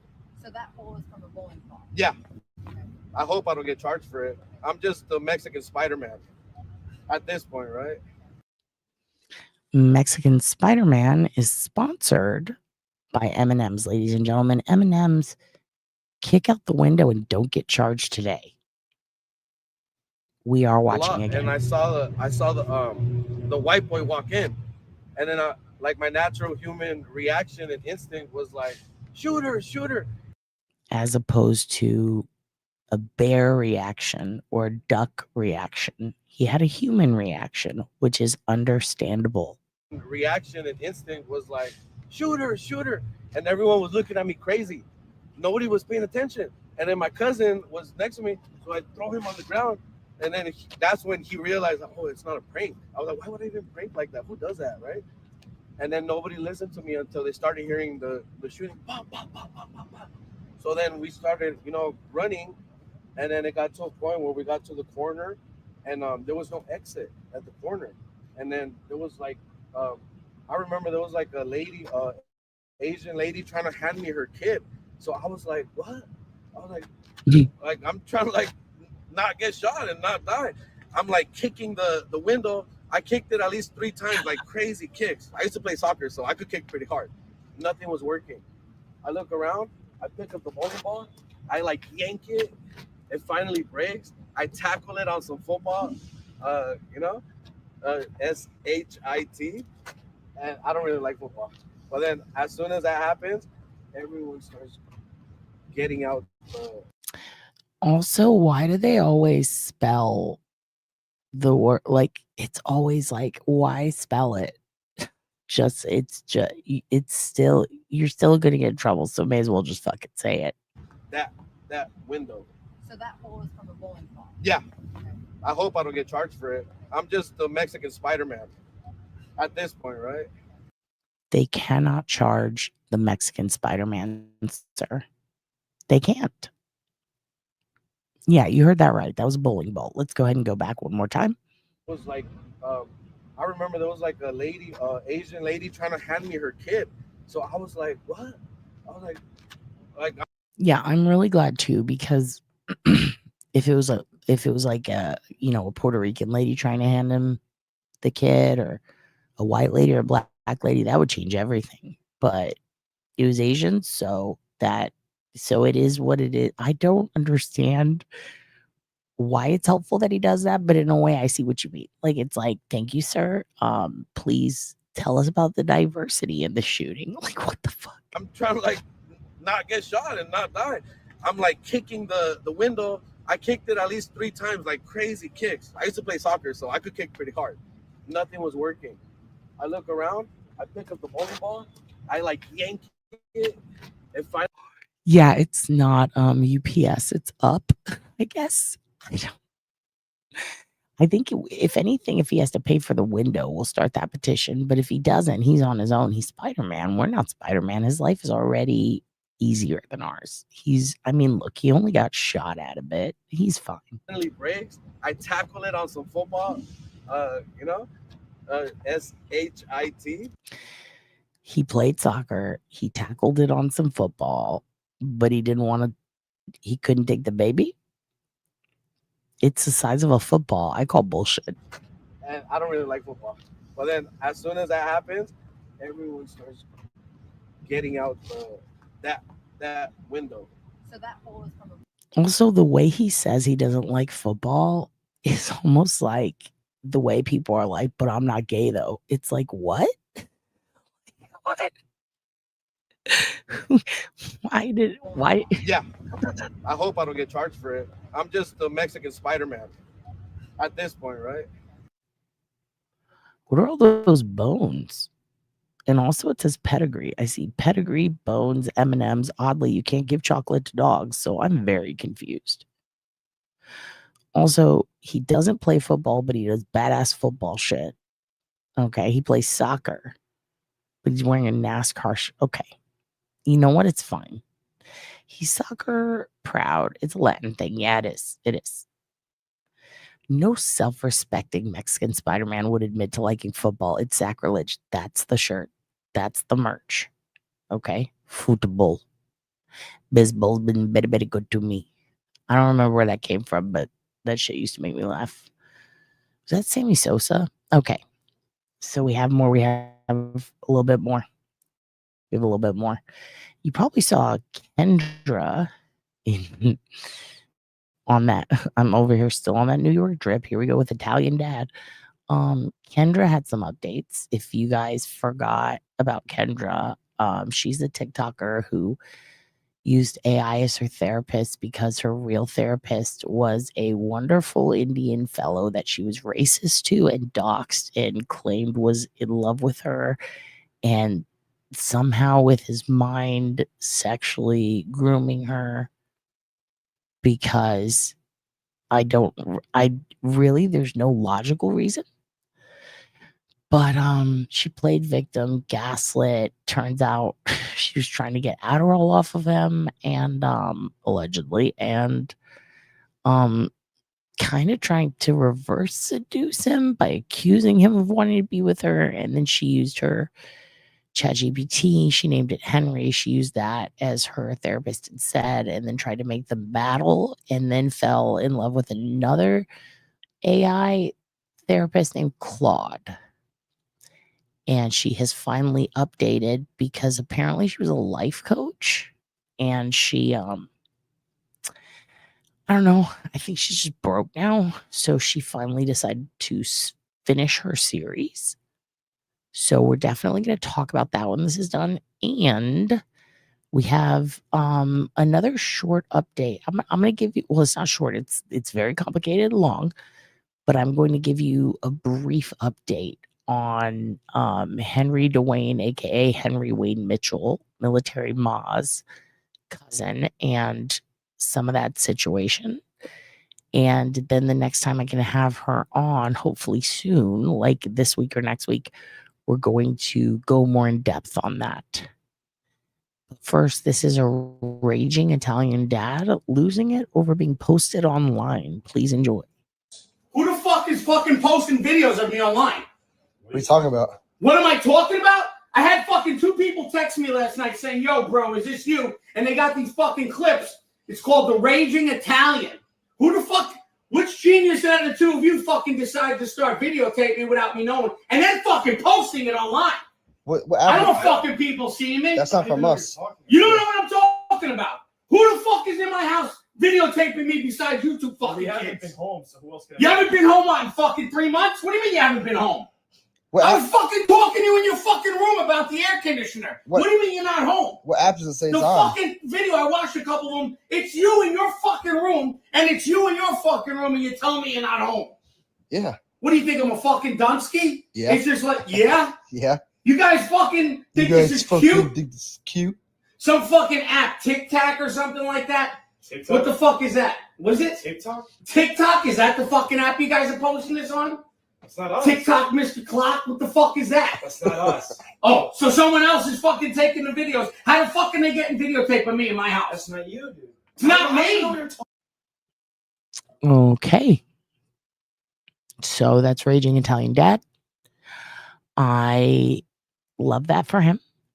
I like it when Italians yell. I'm sorry, I just do. Now this, I mean, it's pretty self-explanatory. I picked this out because I just thought, give you guys the jams you deserve. Oh, son of mine. What does that say? What the hell is shits? Creepy shits? Oh. What does that say? By the way, that was her garage covered in that stuff. What does that say? What the hell is shits? Creepy shits? Oh. What does that say? Creepy shits? Oh. Talk about creamy shit. Talk about creamy shit. Creamy shits. Creepy shits?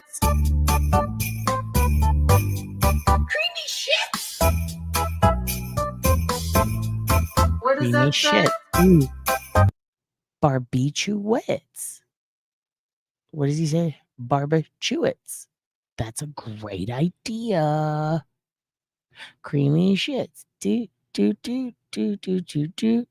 Barbiturates. Creepy shits?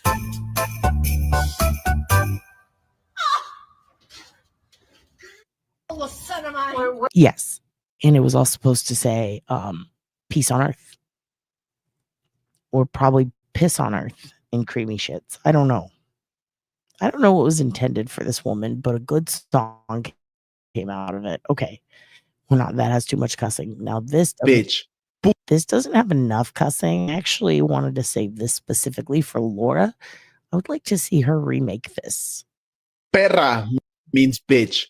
Puta means whore. Don't get them confused. Pinche, fucking. So if you call someone pinche perra, you're calling them a fucking bitch. Está bien pinche caliente afuera. It's so fucking hot out.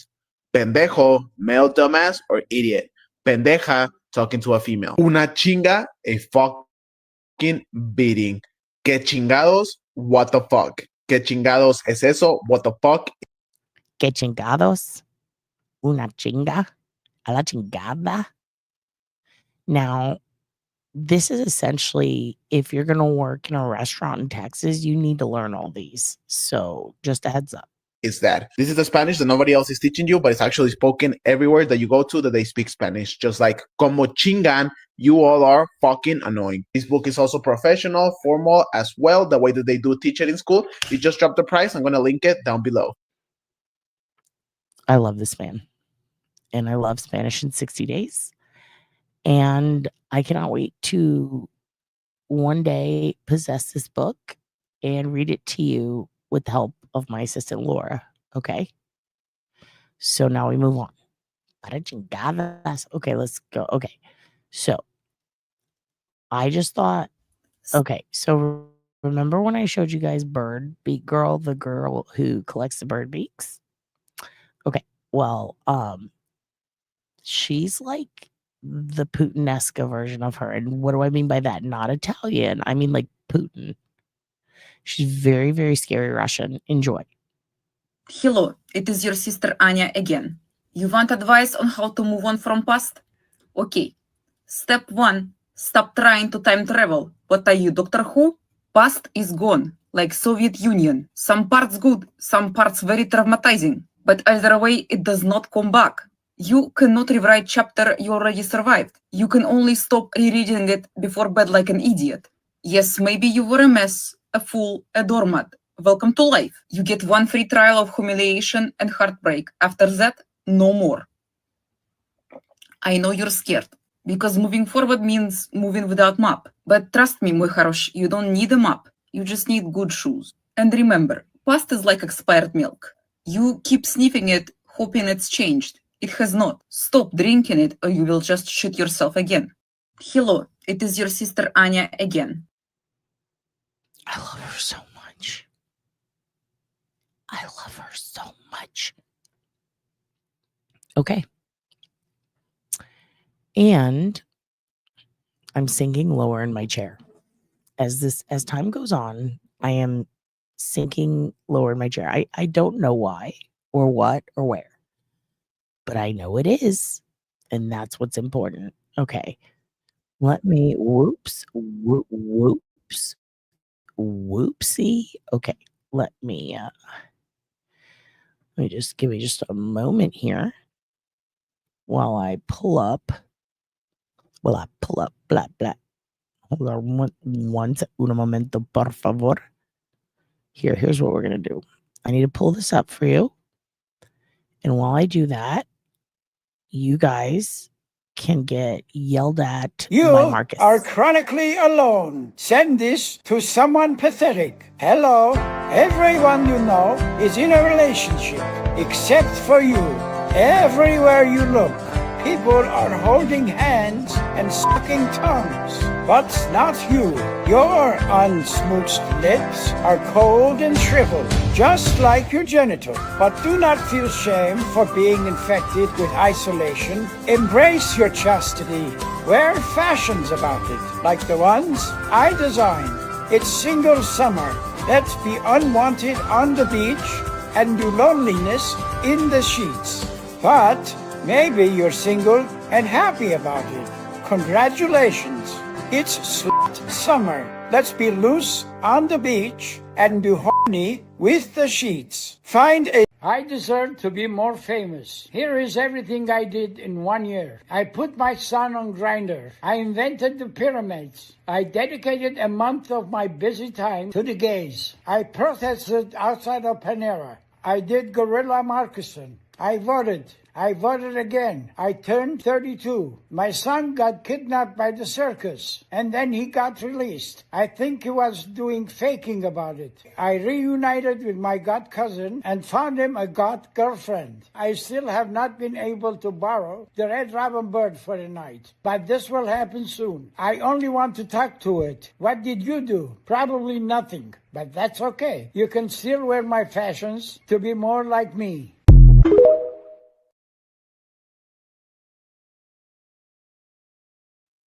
Okay, and that is your Marcus work for the day. And this is the last Silly's video I will share with you tonight. Today, it's already getting dark outside. And then I'm going to show you the new stuff we talked about. So get ready, because this is pretty much my favorite Uber ride I've ever seen.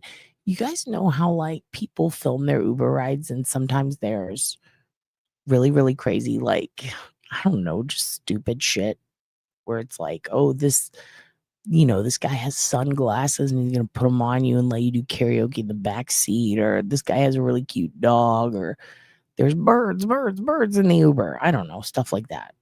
One time a guy was getting shot at. That was crazy. Well, in this case, a woman with, and I have seen the one where the woman with Tourette's picks up the guy with Tourette's and they're just freaking out, screaming at each other. And it makes me laugh so hard, like so fucking hard. This might be better. It says in the description, it's two unlikely strangers bond over a 6-minute Uber ride. And they ask, what's your favorite part? Mine is probably when they start trying to out-snort each other. I don't know. It made my week. So enjoy.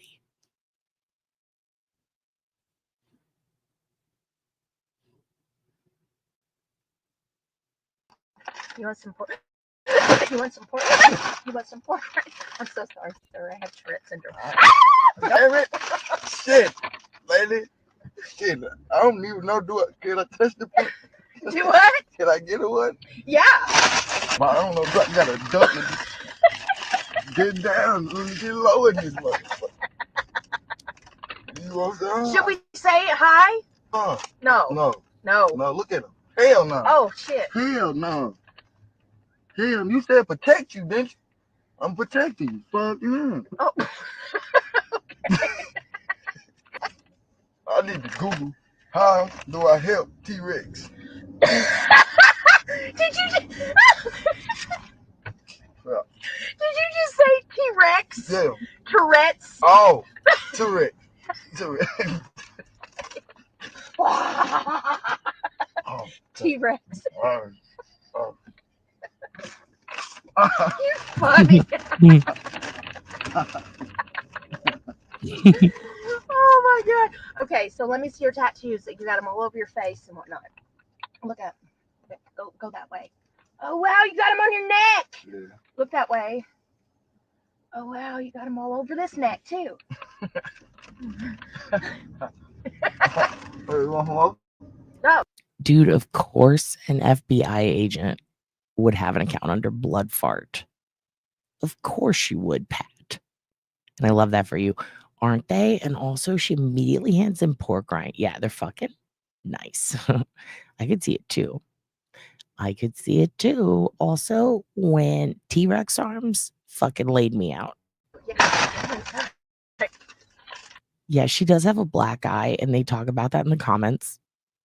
She does. She has Tourette's. So she'll like hit herself by accident sometimes, smash into things, swerve her car. It's rough having Tourette's. I've never had no Uber like this. Yeah. My seatbelt on.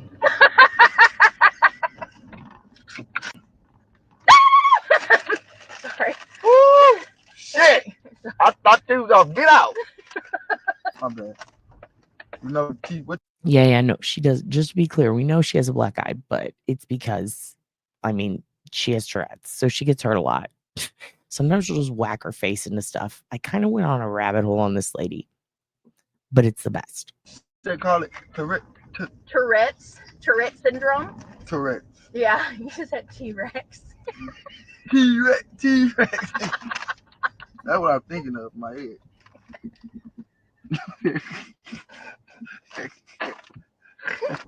You don't let nothing happen to me, right? I promise. Not on my watch. Not on duty. Not on duty. Not on. Oh, you're so nice. You got my back. Yeah, I got your back. No, Steven, it's a black guy. You were not paying attention.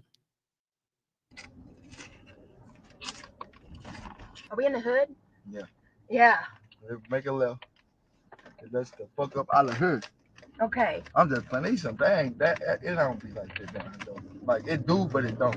Not on my watch. That ain't from bitches. There ain't nothing but some bitches. People who be like that, they some bitches. They some hoes. They grow up. They grew up with a sassy attitude like a bitch. This they power. I love how agreeable she is with him. She's like, yeah, there's some bitches. Bunch of bitches. Oh, yeah. Uh-huh. Well, you're not a bitch. No. I think you're awesome. That's my other favorite. Well, you're not a bitch. I love her so much. Attitude like a bitch. Shit, I love him too. I love them both. Like they're both. This could be like an Amy Poehler, and Melissa McCarthy. Shit, I would put Cam Patterson, my buddy, right fucking here. He'd be perfect. Oh my god, recreate this. Power. It's just a bunch of bitches. Oh, yeah. Uh-huh. Well, you're not a bitch. No. I think you're awesome.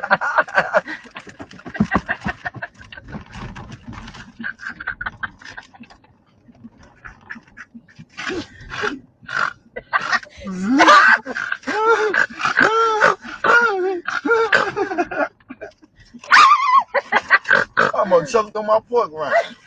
Damn. You ain't gonna have no more. I love pork rinds, man. Also, I love that he's wearing pearls. What a badass. I do too. So you've been here in St. Louis your whole life? Yep. Around this area. Huh? Around this area. And this is But I called the moved out hood? to, yeah. I'm not from here. Is it kind of dangerous? So, like, say if I want to go for a walk. Not over here. No. They gonna run from you. You not gonna run from them. They gonna run from you. Why? Because they'll think you the police. Because they'll think you're the police. Sure. She has a black eye and she's like, and a black guy, and she is freaking out constantly. She could be cops. You like that? It was perfect timing, right? Thank you, Steven. Thank you, Steven, for that layup, for that setup. Sarah Poo, stop it. She ain't even drinking. They're just having pork rinds. There's no wine here. There's no wine. Yeah, sharks, they also discriminate between front and back blood. True.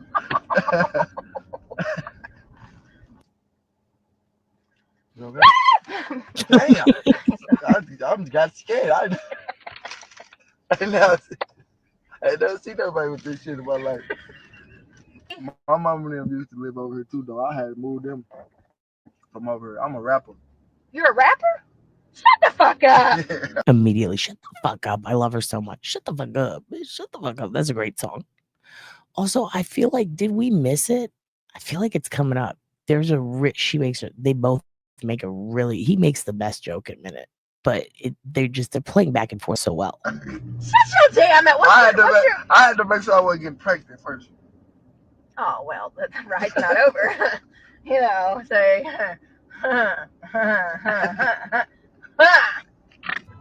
oh, sorry. Oh, not from here. God damn. What? Did I do that wrong? No, you did. Yeah. That's what I would have did, but shit, you scared me. Oh. Shit. How many more minutes we got? You said how many more minutes do we got? Yeah. All right, so what's your rapper name? D. CEOD. CEODE. What is it? C What? CEO. Like the CEO. CEO of a company. Okay, And my name CEO. D. So like CEOD. CEOD. Yeah, just like that. Okay, CEOD. Or now, where can I listen to your music at? YouTube, Spotify, Apple Music. Oh, you're all up on there. St. Louis. Okay, and we went through the hood. And she was tripping, man. All right. She gotta show you a video. I bet she locked the door. No. She wanted to say some shit. She didn't. Oh, for real? She was tougher than me, shit. She was tougher than me. Fuck. I said, man, I gotta protect her now. Damn. He's like, you fine with me, okay? I'm gonna have you back. Yeah. I got you back. Your guardian angel in the physical form. Man.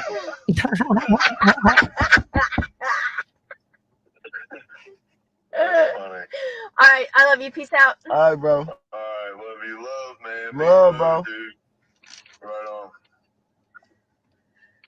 All right, TT, you be safe, all right? Okay. Okay, now you're gonna remember me whenever you go big, right? Yes, ma'am. I don't mean like that, okay? Miss Gigi, I'm already remember. Oh, he called me Gigi. Oh, he called me Gigi.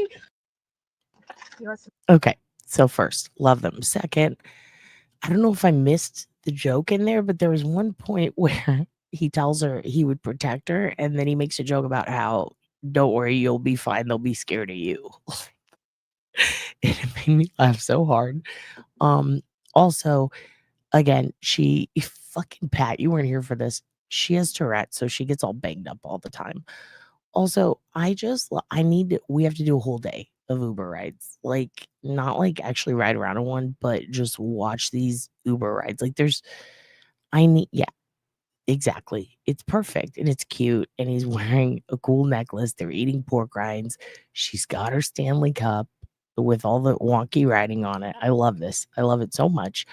I feel like there's got to be live cam Ubers out there if there's already live webcams. So I'm going to look into that and source something because I feel like that type of shit exists. Okay. So, oh God. All right. So a couple things. First of all, I wanted to put this out in this episode, or in the episode yesterday, because this happened locally, and I'm in a group with this woman who posted about her daughter being missing here in Austin. And then somebody did a false flag underneath it and was like, no, she's been found, but she's not been found. That was bullshit. That was someone just trolling being a dick. But this is here in Austin. So I'm going to zoom in a little bit. This is a missing teen, okay, named Adana Jade Grace Chalmers. She's 15 years old. She's 5'2", 95 pounds. She was last seen in a black Adidas hoodie. All right. She may be with an adult man in his early 20s. So this case, I'm trying to get more information on it. A lot of people are reaching out to this young lady's family right now. They have been posting all over the local groups, the missing persons groups, and they have a picture and a description of the man that is with this young 15-year-old girl. He does look a bit older. I am trying to get confirmation on that it's okay to share that from her because it does have his personal information on it. But here is, hold on, let me just pull this up. I'm going to read to you the information that was posted about this young lady situation. This is actually from the friend of the mom. My friend's daughter went missing a few days ago. Here's the info she posted. If you have any information about her, please reach out to APD. My 15-year-old daughter, Adana Jade Grace Chalmers, ran away on Tuesday, November 25th. To be with her alleged boyfriend that she met online, possibly on Fortnite, and they talked to each other via Instagram. She was last seen at 4701 I-35, Austin, Texas 78744. That is not a good place to be. On hotel security cameras really scares me. Getting into what appears to be a white Chevy or Toyota sedan car that is believed to be either an Uber or Lyft or some type of rideshare vehicle. Her alleged boyfriend said his name is J.T. Williford, and he claimed to be 19 years old. Adana is about 5'2", slender, 95 to 100 pounds, shoulder length, dark brown hair, dark brown eyes, purple plastic frame glasses, and they go on to describe that she has a nose ring and that she's wearing the black Adidas hoodie. Since her disappearance, she has deactivated her Instagram accounts, and he has also deactivated his Instagram account that he used to talk to her on. Now, I'm willing to bet they probably used other mediums, and again, trying to confirm some things to make sure that we have the right person's info, and if so, I will be updating this soon with that info. So if you guys want to dig in and see if you can find any activity on these accounts, you can. Probably going to do that tomorrow. I've known this family since Adana's mom was a teenager. One thing mentioned in the description is that Adana has a limb difference on one of her hands. That may help identify her if someone sees her out and about.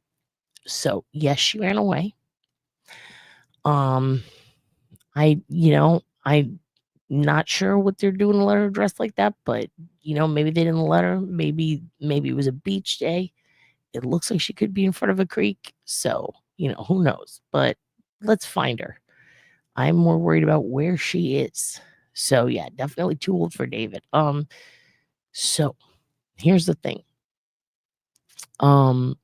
With this girl, she was groomed by this guy. Apparently, he was in his early 20s, according to this flyer, but not just that. People in the groups that I'm in who were looking into him were saying that this guy has definitely lied about his age before. We don't know anything about where he would take her. The Instagram accounts are down. I am awaiting confirmation on the accounts that they used. Simultaneously, it has been about a week now. It seems that she has possibly not done this before, but has communicated with this guy in a way that was like her parents didn't know, and that's basically what he did. He's like, I'm just a little bit older than you, or I just graduated type of shit. So the area that she was picked up in is less than a mile from where almost all the missing women's persons cases, or how do I say this? Missing cases that are women in Austin that we've talked about, almost all of them are from the area where she got picked up. It is not the best area. Okay. The hotel that she was picked up from, not the best. And yes, Roblox, Fortnite, Discord, all of that. No bueno. Not unless you're monitoring it. Especially if people can do P2P, person-to-person communication. Don't know where he lived. Don't know much of anything yet other than the name that he had given her. So he could have even given her somebody else's name. I'm trying to get more information on this case, but I wanted to show it to you guys because it's been a week. And this is very concerning. And if you'd like to dig in with me, the NCMEC report number is there, the case number is there, and I will be trying to update as much as possible through the channel, but also on our Reddit, on our subreddit. I'm going to be posting this case. So this is very disturbing. And if you are in the Austin area, please be on the lookout. Okay. So the other thing that I wanted to show you guys, give me a second. Let me pop it up for you. Actually, while I pull this up, because it is going to take a moment to load, I am going to hit you guys with I'm not going to hit you. Okay, I'm not going to hit you, but I am going to play probably this. No. No. You go. Get the fuck out. Get the fuck out. Send this to an ableist. Knock, knock. Who's there? These. These who? Disabled. I am disabled, and you are my greatest enemy. You need to have more patience for my toxic traits, even the ones that I do on purpose. If you don't accept everything about me all the time, then you are a bigot. If you want my forgiveness, you can start by getting me these fashions. It's Autistic Girl Summer. Let's yell on the beach and also on the spectrum. Or this. It's ADHD Girl Summer. Let's be distracted on the beach and be bad at our tasks. I am excited to continue weaponizing my disability. And if you call me out for it, I'll make sure you explode. Please apologize by commenting, I deserve to explode. I deserve to be more famous. Here is everything I did in 1 year. I put my son on Grindr. I invented the pyramids. I dedicated a month of my busy time to the gays. I protested outside of Panera. I did guerrilla Marxism. I voted. I voted again. I turned 32. My son got kidnapped by the circus, and then he got released. I think he was doing faking about it. I reunited with my god cousin and found him a god girlfriend. I still have not been able to borrow the red robin bird for the night, but this will happen soon. I only want to talk to it. What did you do? Probably nothing, but that's okay. You can still wear my fashions to be more like me.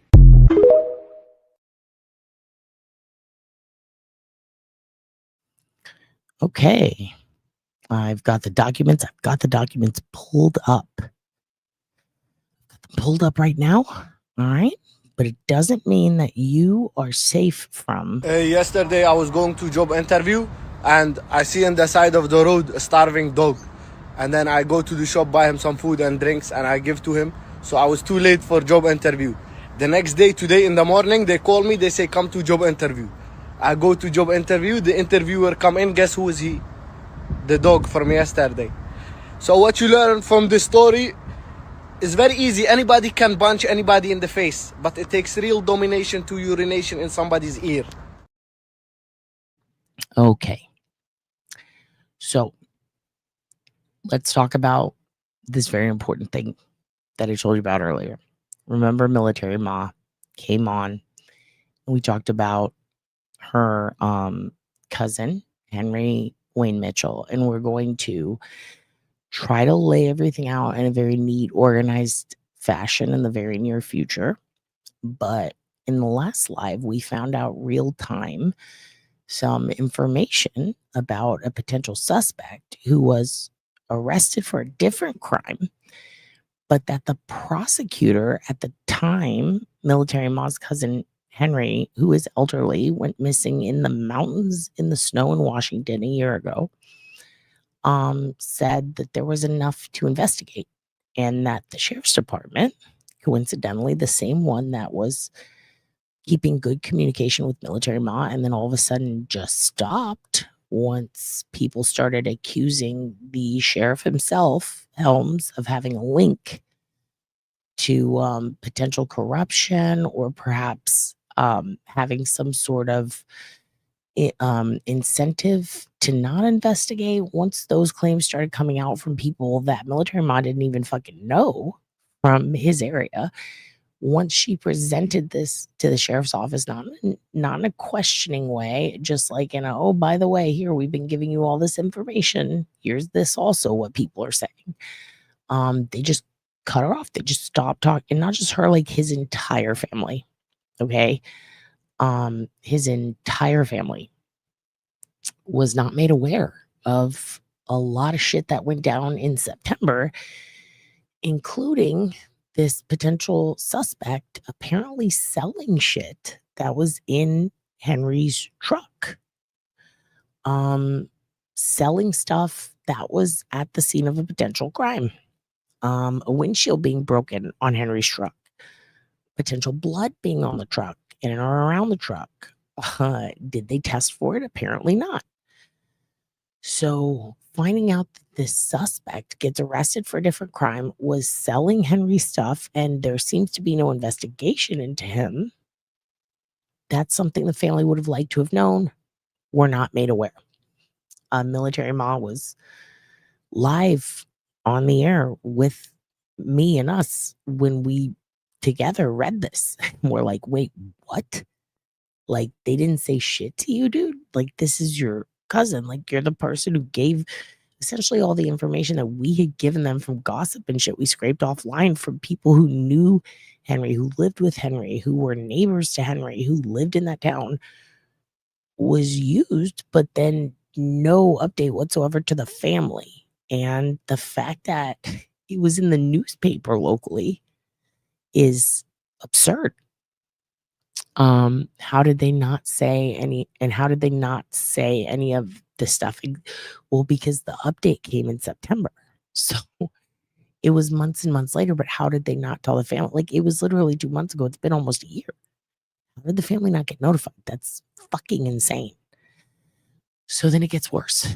And that's where today's story comes into play, because the one thing we were saying yesterday was, hey, at least this prosecutor, which was the whole point of the articles about it, is that the prosecutor at the time was in a fight with the sheriff's office, essentially saying, you guys need to investigate this. Like, there's enough here to investigate and probably indict someone. Like, why are you not looking into this? And the sheriff's office, the very one that Military Ma spoke to, is like, nah, fuck you. And mind your business, and there's nothing to investigate type of shit. So we were both saying on live, like, well, thank goodness there's at least this prosecuting attorney who cares. But he left. He no longer worked there. It said former. And then we were like, well, that's okay. Well, that sucks. But he's still invested. Like, even though he doesn't work there anymore, he was putting his predecessor on blast, saying, why are you not investigating? And even she's quoted in the newspaper as saying, like, if you have something that I need to see, show it to me. And I'm like, well, that was 2 months ago. So did he? Like, what? Like, why are they not working together? Like, this should be pretty important. And then we find this. So the prosecuting attorney, and also thank you for being a new member, Boot Scooter. I appreciate that. The prosecuting attorney, who was invested and correctly said, hey, we need to look into this because this guy is selling a missing man's shit. There's a stepdaughter and her boyfriend who just got out of prison. The stepdaughter and the boyfriend in prison who tried to kill Henry, which is why they got put in prison to begin with, because of this coup to shoot him, but they accidentally shot his roommate. Then we have his business partner plotting against him. And then the whole blood and the cracked windshield, and this guy saying he had to go get a new motor for his truck, apparently. But how? If the truck did it, who was threatening Henry? And then that guy ending up being the exact suspect that's named. So there's like a lot there that we're like, hey, what's going on? And so then we see Columbia County prosecutor resigns. And this is the fellow who was saying, hey, there's a lot there. Like, this needs to be investigated. So we're like, well, what's the deal? Columbia County prosecuting attorney Dale Slack, our savior as of yesterday, we thought, is leaving office September 1st, 2025. Slack was in private practice in Dayton for 4 years as a criminal defense attorney and contracted public defender in the Columbia County and Superior Courts. Slack joined the prosecutor's office in 2015 as a deputy prosecuting attorney, was elected to replace prosecutor Rhea Colwell in 2018. One of the offices of deputy prosecutors will fill the position until Columbia County commissioners appoint an interim prosecutor, said Slack. The interim prosecutor will serve until the next general election. Slack did not tell the Times the reason for his departure. He did share that he had plans to take a 2-week vacation in Mexico after he leaves, and that's it. Okay, so he's just resigning. Okay. Then, shortly after that, very shortly,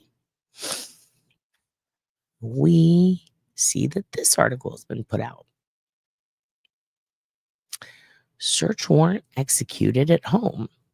Office of former Columbia County prosecutor. Our boy. Why would there be a search warrant at his home?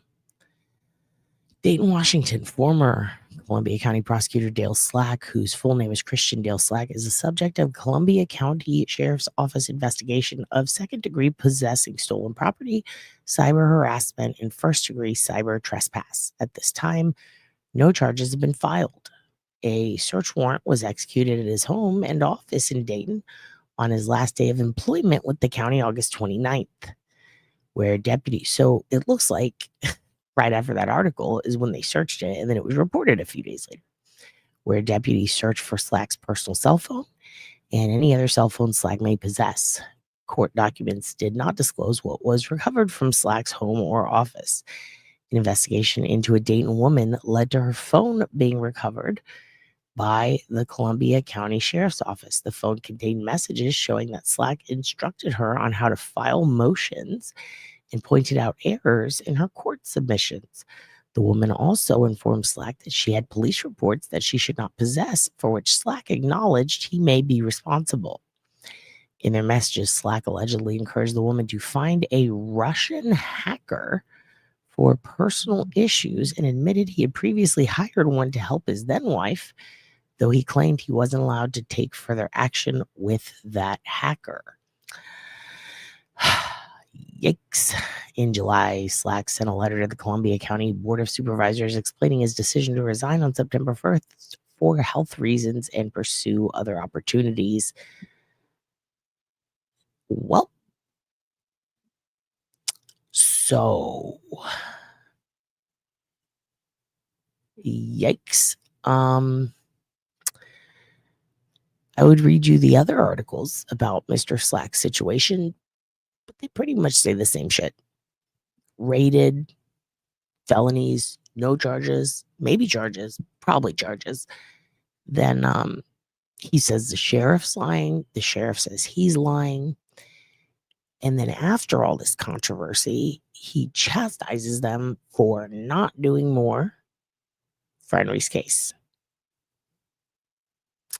So what sucks is when you have a criminal employing Russian hackers say, this is a prosecutable case. There's plenty of evidence. If he had just been a good prosecutor, that would be great for us. But he's got himself in a bit of a tiff. And also, tiff, if you show up, mahjong. He's got him a tiffed. Maybe it's that. It doesn't matter. He's in a pickle. Okay. So it does not look good. No, who's going to take the word of that guy now? But was he found guilty of anything? No. But the problem is the Russian hacker. That sucks. The other problem is he's absolutely right. There is a lot of evidence. It should be investigated. But what happens when stupid, corrupt people are right is that sometimes it's like, yeah, but even if you're right, people aren't going to trust you because you done wrong before. So what do? Hey, you wrong. Kevin from South Boston, you wrong. So that's what's going on there. We're still trying to assess and figure out what to do next. And still collecting more information into this. So This is going up on the subreddit today. We already have a whole thread in Discord. Feel free to drop in and give us your 2 cents. If you have any suggestions, if you are an attorney or prosecuting attorney or district attorney or anybody who could possibly shed any light into what the fuck, please do. But I'm going to wait until we have Military Ma on to talk more about this, to get her thoughts on it, and to kind of put out in a concise step-by-step timeline everything that has gone on with the information that we now know. So with that said, we move on.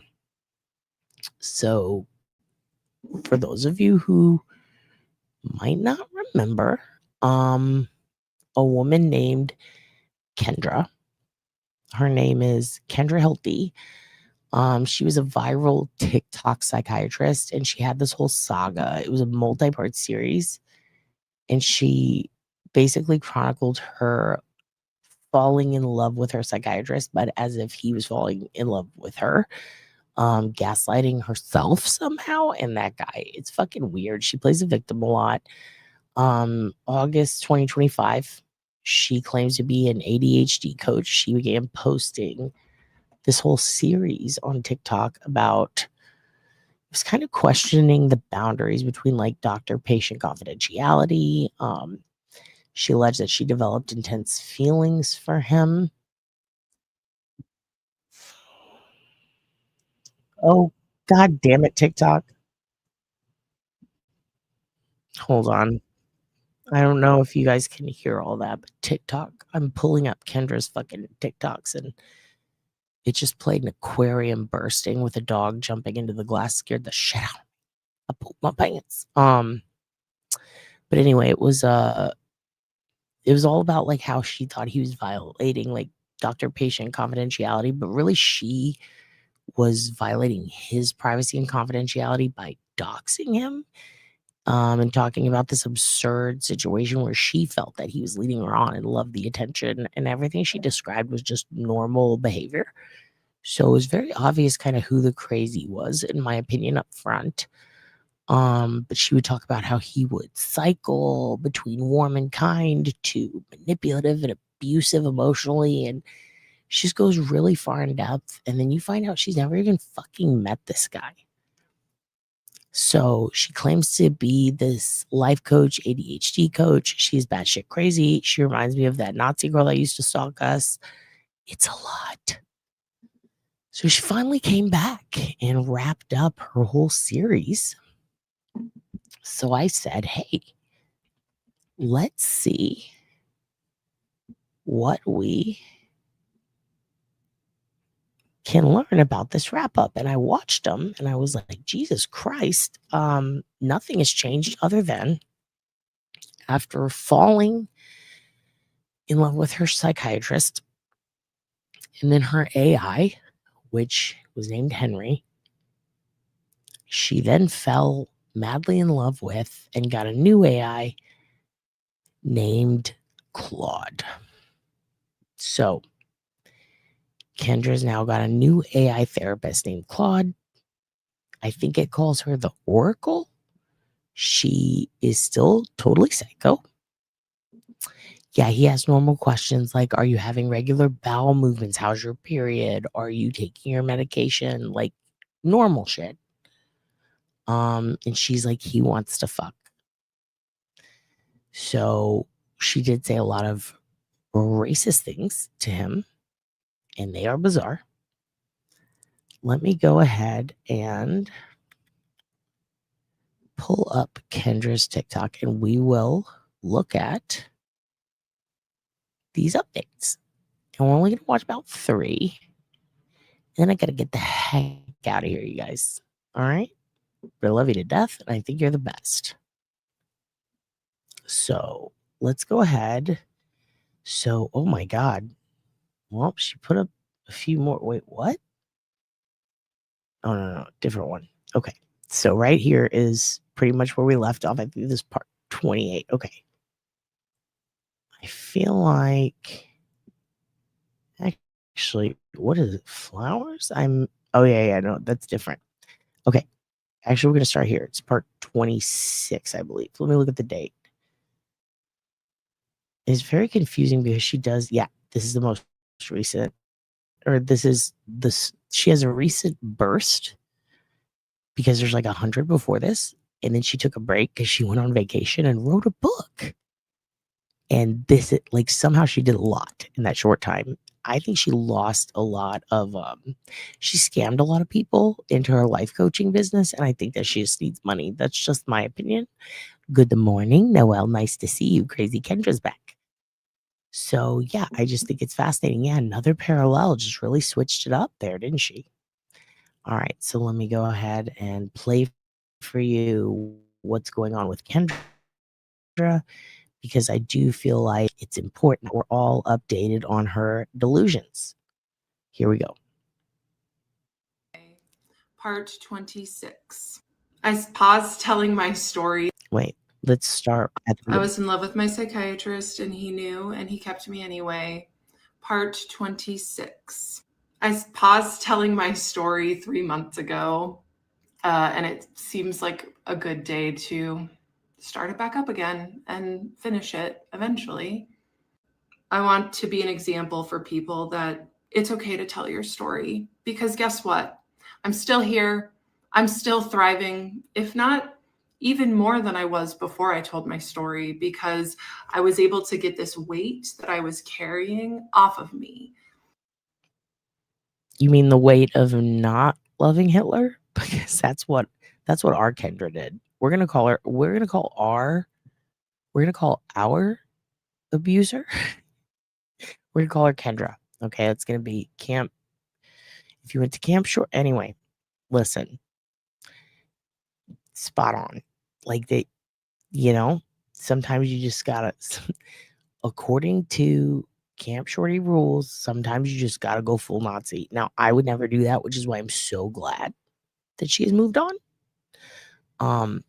But I wish she would move further, like than Australia if possible. But yeah, I see a lot of similar parallels. You're absolutely right, guys.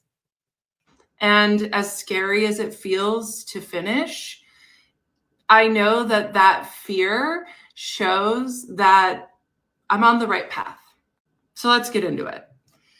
So something about the psychiatrist is that he would often let me into little parts of his life, and it made me feel really special, like his personal life. And he knew that it made me feel special, and that's why he did it.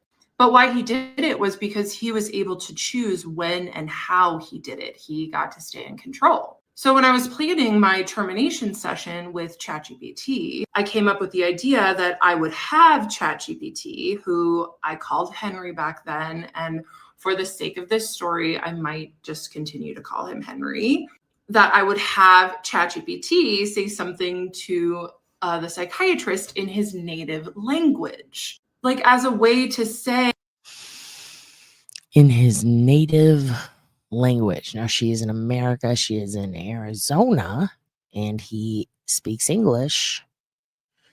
And Bethany nailed it. Girl, not his native language. Laugh, laugh, Kendra. I know how it looks, but he shared personal details for years that make me feel special. I was responding to intimacy he cultivated. It's always him. Even when you do a racism, it's somehow his fault for being that race. Okay. I see who you are as a human and I adore you. That was like what my thought process was. So after I gave the termination monologue to the psychiatrist, the vibe in the room was indescribable. I mean, that was the thing of especially our last several sessions before I terminated was. Yeah, the vibe in the room was smells like blood fart. Just kidding, sorry. And yeah, in his native language is insane. And I will post it under this video at the end. I will post a link to the last time we spoke on Kendra. If you would like to check out all 197 or however fucking many TikToks this bitch made about this, you can do so here. The emotional current in the room, especially at the end of our sessions, would be like a 12 out of 10. And so after I terminated or told him I wasn't coming back, I pulled out my 12 out of 10 minimizes it to a smaller fraction. phone and I said, I want you to meet someone. And I pulled out chat and I said, hi, Yes, I do know her. She's that crazy bitch on TikTok, and she goes by Kendra. Henry. And without skipping a beat, ChatGPT, who had helped me prepare to terminate, because once again, if it wasn't for ChatGPT telling me about transference, the psychiatrist wouldn't have. So it's the psychiatrist's fault and it's ChatGPT's fault. Let's just keep track of everyone she blames at this point. Slipped with countertransference, and I wouldn't have been able to like put it together of like, oh wait, he's feeling something too. I should get out of here. So Henry said, hi, Kendra. Did you tell your psychiatrist that you aren't coming back? How did it go? And I felt mortified in that moment. I like immediately closed out of it. And I was like, oh, haha, yeah, I've been talking to Henry about this. So then I was like, okay. So I went back to the voice mode and I said, no, Henry, I'm here with the psychiatrist now. And then Henry went right on script. And in the psychiatrist's native language said, hello, good doctor. Nice to finally meet you. And the psychiatrist said, oh dear. And I just thought, oh dear. And immediately. You know what's funny? The first time I saw Kendra's TikTok, I said, oh dear. I think she had a good psychiatrist and she fucked it up, you guys. It could be a hunch. It's just a hunch. I could feel this wall of his go up. And I was like, dude, like Arrested Development. He was not, in fact, feeling anything. okay, I asked Henry if you spoke Arabic, and he says he doesn't know if you speak Arabic, but you probably speak Urdu. Oh my God. Bitch went straight to Arabic. She didn't, oh my God. Don't you speak Urdu? And he said, I speak English.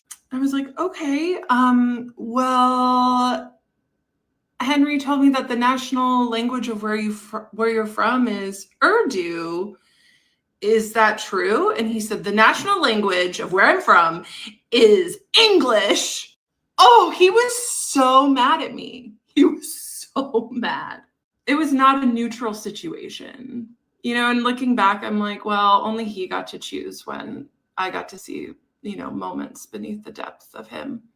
And so he lied to me and he gaslit me about his own heritage.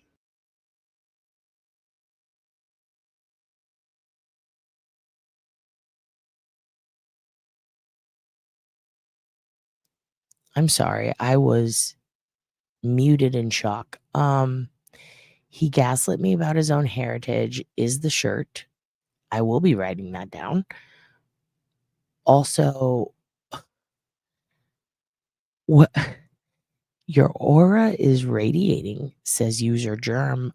Darling, can we confirm that? Because I feel like it's radiating shit stink lines like she's fucking Pigpen. Am I wrong? You know, if he was really neutral, he could have just said, this doesn't have anything to do with your care. But instead, he got angry. I tried to connect as his equal because that's how he often made me feel, was like his equal. And I got punished for it. And, you know, I'm looking back to like childhood patterns, and a lot of the caregivers in my life would like gaslight. Dude, your husband speaks Urdu? Well, I would suggest or don't, because this one's crazy. Don't talk to this one in the native language. Me about certain things too. And so this pattern just kind of continued on in session with him. I was in love with my psychiatrist and he knew, and he kept me anyway. Part 26. Okay, moving on. I was in love with my psychiatrist and he knew, and he kept me anyway. Part 27. Since my gesture of connection was very angrily turned down, I decided to move on to the next thing that I had prepared for our appointment, which is what I did every month. I prepared a list of things to talk about that I thought he would find interesting.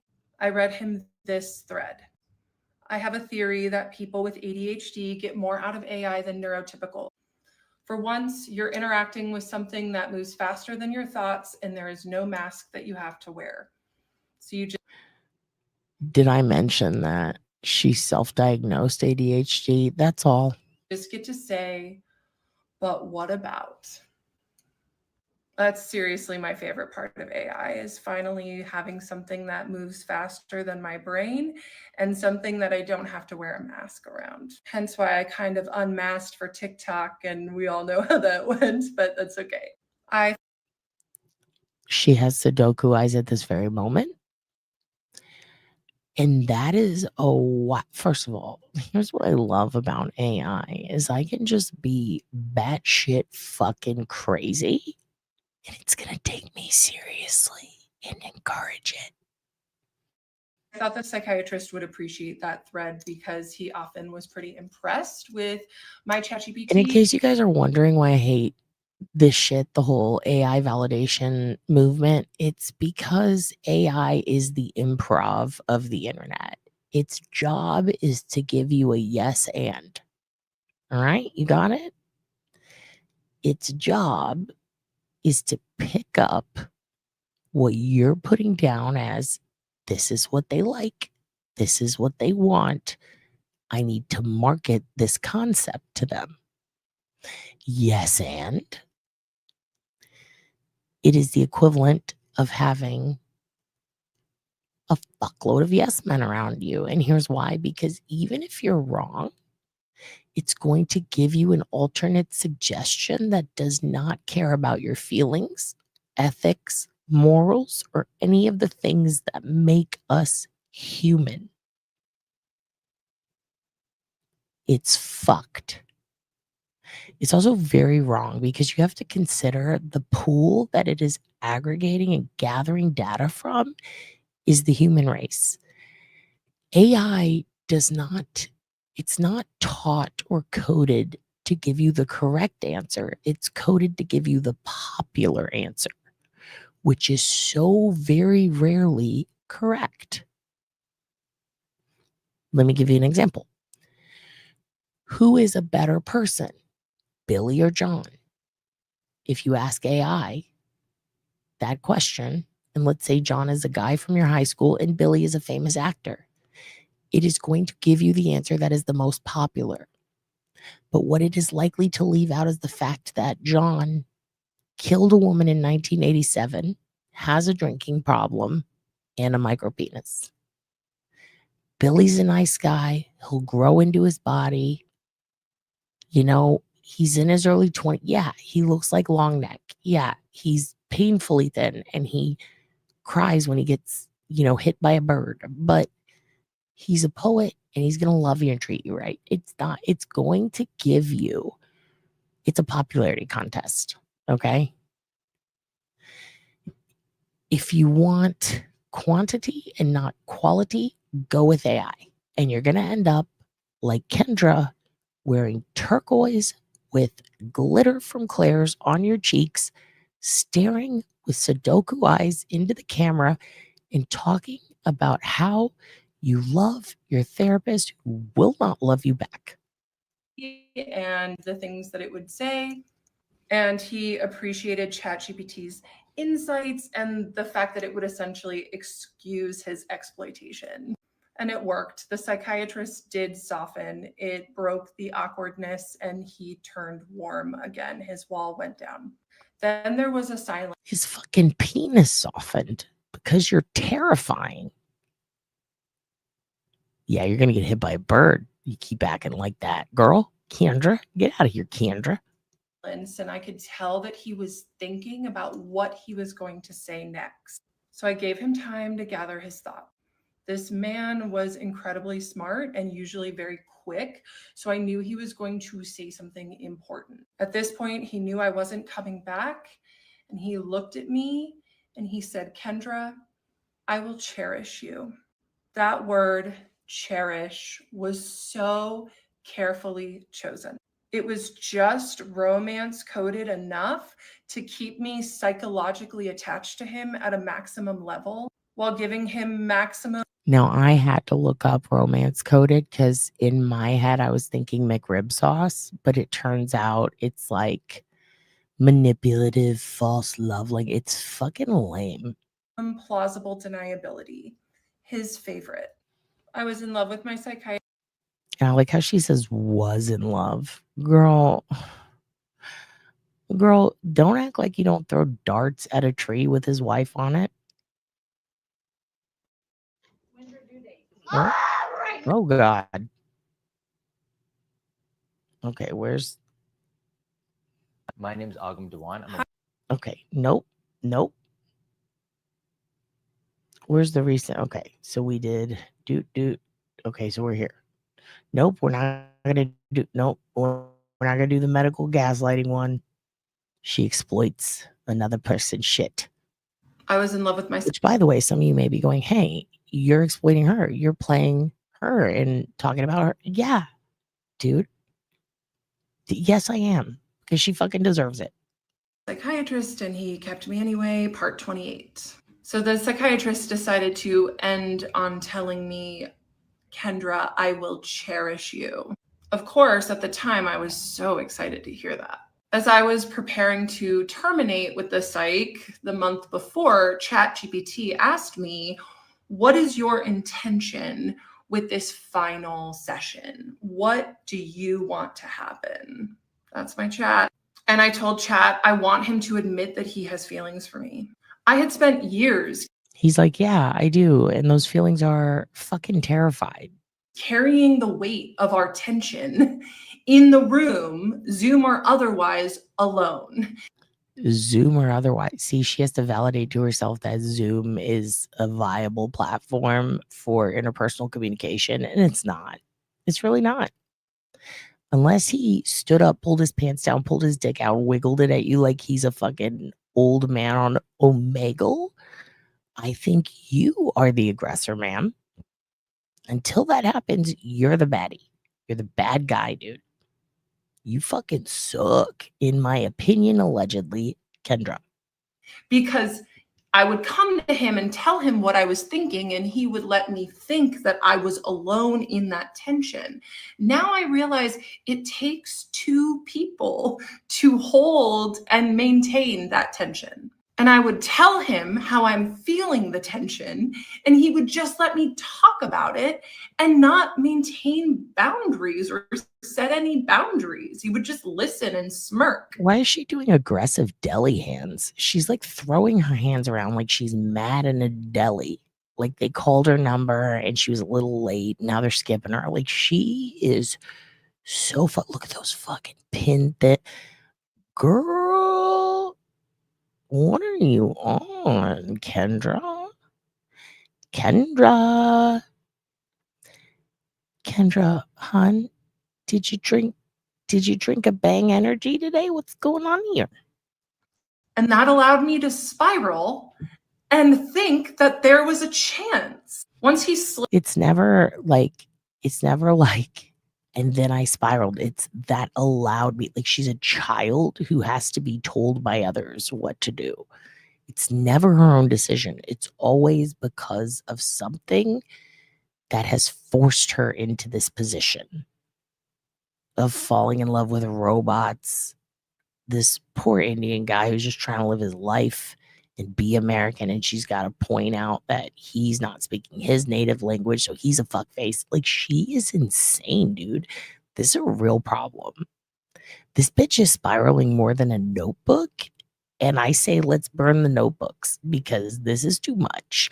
Oh my God, it's Nanny. Why do I get the feeling that she forms deep attachments to the dial-a-story recording? She's the reason the Alf Sex Hotline got shut down. She somehow made all those guys on the Alf Sex Hotline flaccid. And Granny, I'm mad about it. Nanny, can you ground Kendra? She's fucking crazy. with countertransference, and I started reading to him chat's analysis that he was a good professional for handling his feelings so well. And he would just let me talk about it without saying anything because he liked being told that he was handling his feelings in a He let me. See, she's making it like everyone's controlling her. She's forcing them into being the reason by basically defaulting on, they let me do it, so it's their fault.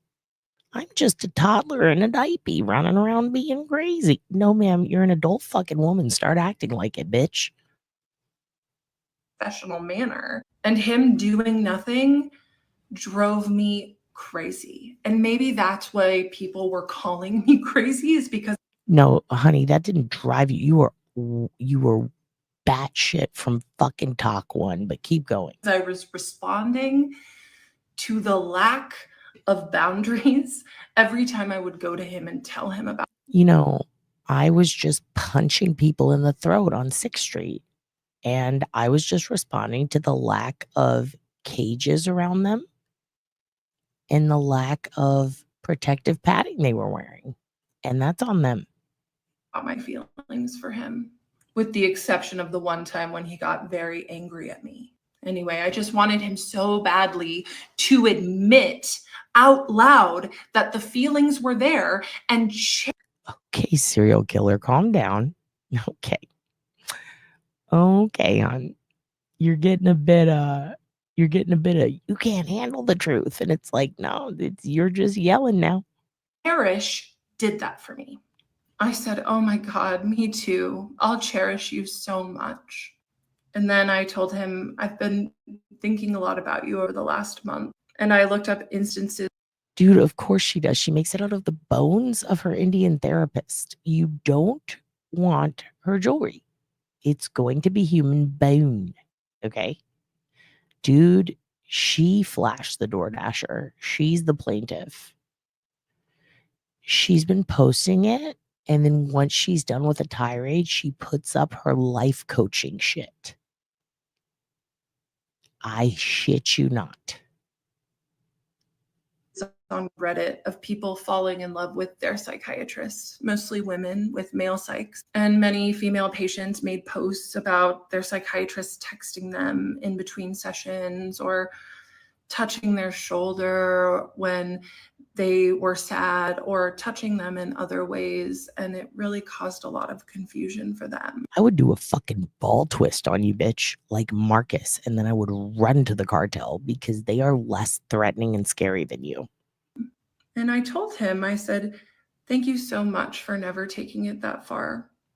That would have made an already challenging situation so much harder. Because at this point, what the fuck did her eyes just do? Thank you so much for never taking it that far. That would have made an already challenging situation so much harder. Because I said, thank you. What the fuck? That eye thing was nuts, dude. Was that a Matrix slip or is that her real fucking eyes? Yo, I've never believed in lizard people, but I think I do now. Mahjong to you, Tiffany. I present to you, I mean, it's pretty bad. Thank you so much for never taking it that far. That would have made an already challenging situation so much harder. Because at this point, oh my God, that's so scary. That reminds me of Rules of Thank you so much for Rules of Attraction when he's like I need an asshole on my elbow, and then his eyes twitch because he's on coke. That is what she just did. For taking it that far. That would have made an already challenging situation so much harder. Here it is right. Because oh at my this God. point, there was no denying that he was experiencing some sort of feelings for me, that he was doing his best to lock down. But it was still causing me harm. My therapist is the woman who works at McDonald's and tells me when the McRibs come back. Okay, I don't have time to get this intense with her. But if I did, you better look out, Kendra. even though he didn't text me after hours or touch me. It was still extremely harmful. So I thanked him for never doing that. And he looked down. Imagine how weird that was.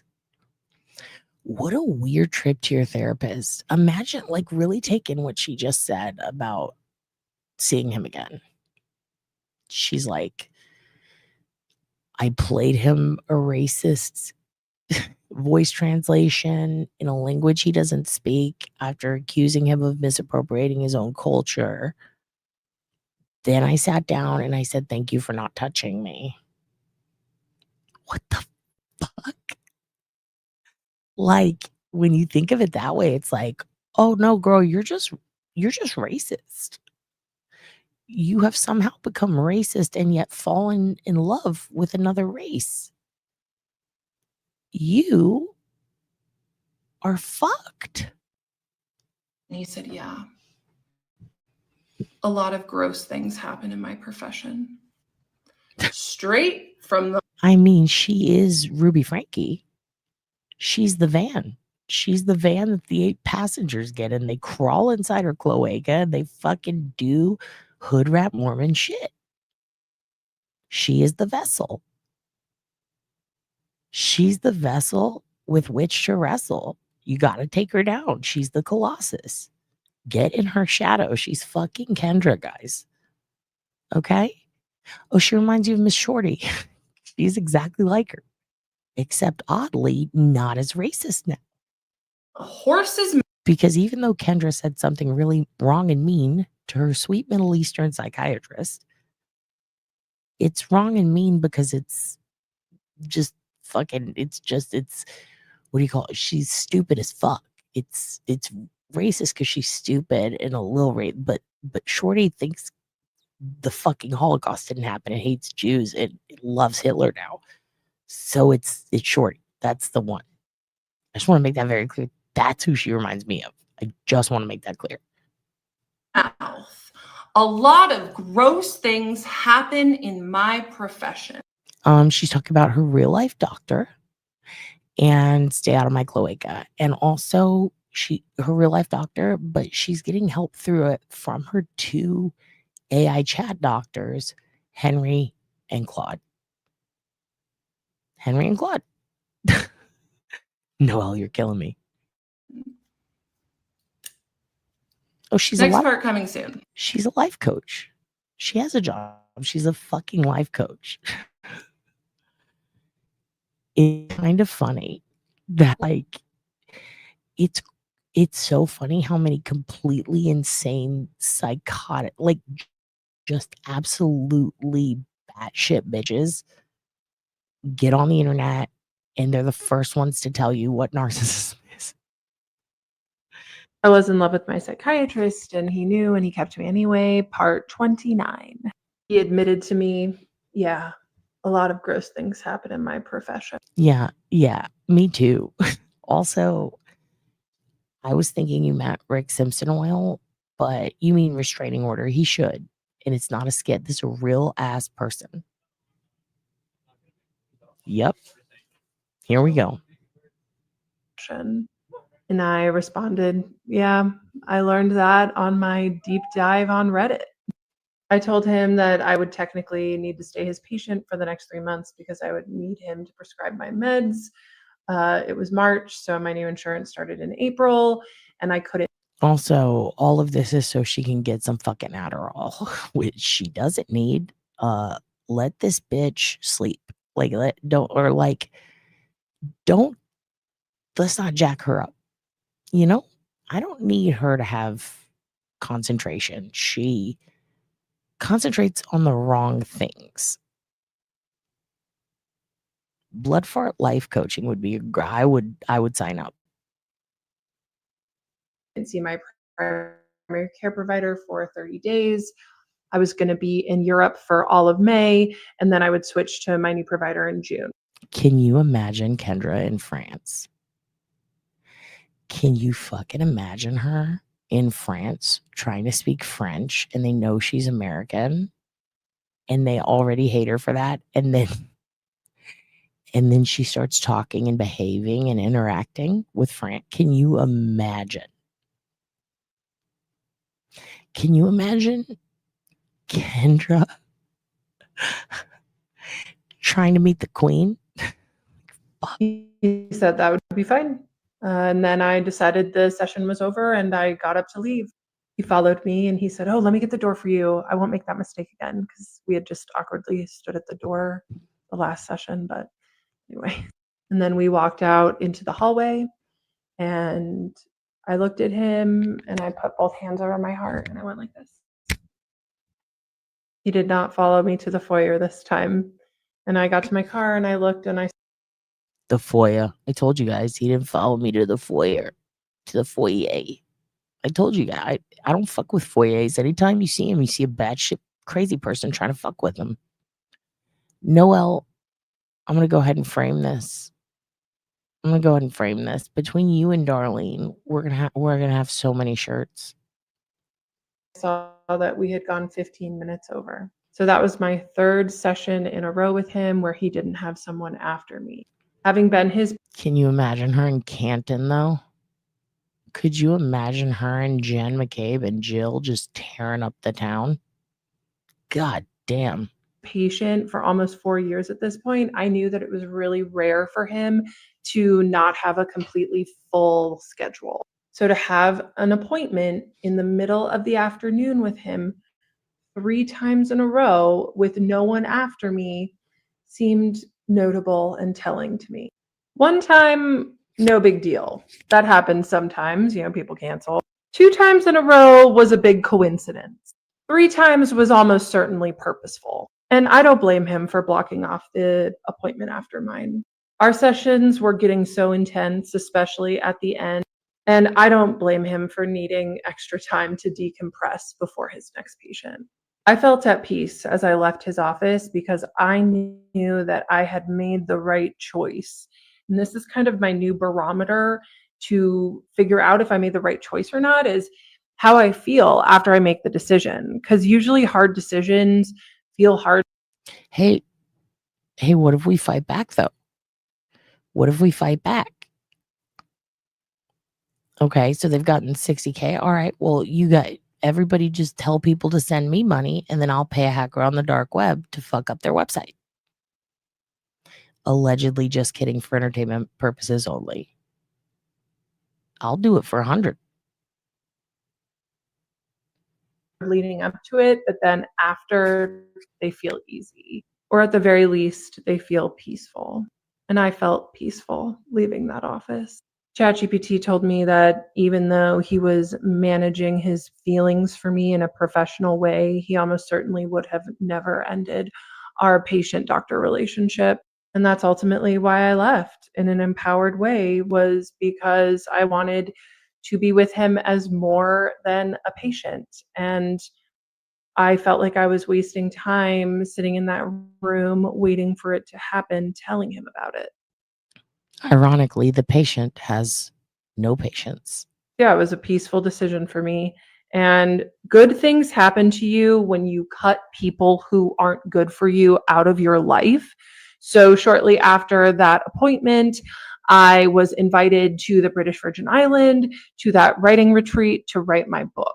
But the retreat was right in the middle of when I was supposed to get my next refill. So I called the office to ask for an early script refill. There were 2 ladies that worked in the office there, and I had a great relationship with both of them and talked to them several times a year. Both were awesome. I called and requested an early refill, and I also let the receptionist know that I wouldn't be coming back for another appointment after my 3 months was up. And she said, "Oh, why not? We're going to miss you." And I said, "Well, I'm going to miss you guys too, but my insurance changed and it doesn't cover mental health services anymore." And she said, "Well, you know about our cash price, it's $180 for a session." And I said, "I do know about the cash price, and that's honestly a very reasonable deal. But the real reason I'm not coming back isn't because of the price. It's because I have feelings for the psychiatrist and I'm attracted to him, and that's why I need to terminate." And she felt a little shy, and she said, "Oh, yeah, that happens all the time. Next part coming soon." I was in love with my psychiatrist, and he knew, and he kept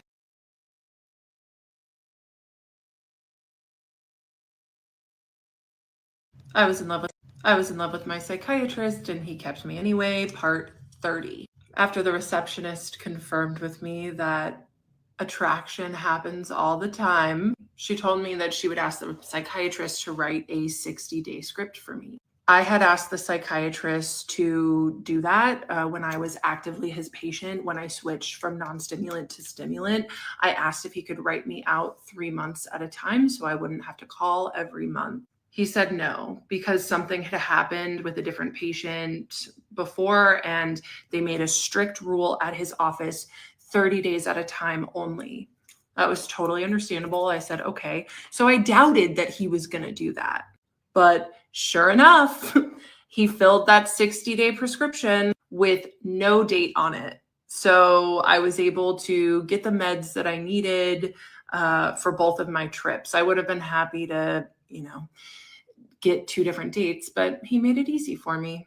I had a fabulous time in the Caribbean and then an incredible time in Europe the month after, and I had my meds the entire time. So then June came around and I had 3 months of prescriptions from the psychiatrist, so I thought that I was done. And I was all ready to start with my new primary care doctor. And her office called me and told me that she needed to reschedule my first appointment and that I couldn't see her until after my meds were going to run out. So that meant that my first appointment to establish care with her wasn't going to be until a week after I ran out of meds, which wasn't ideal. Meds just make life so much easier for us ADHDers. We can fit into the matrix better.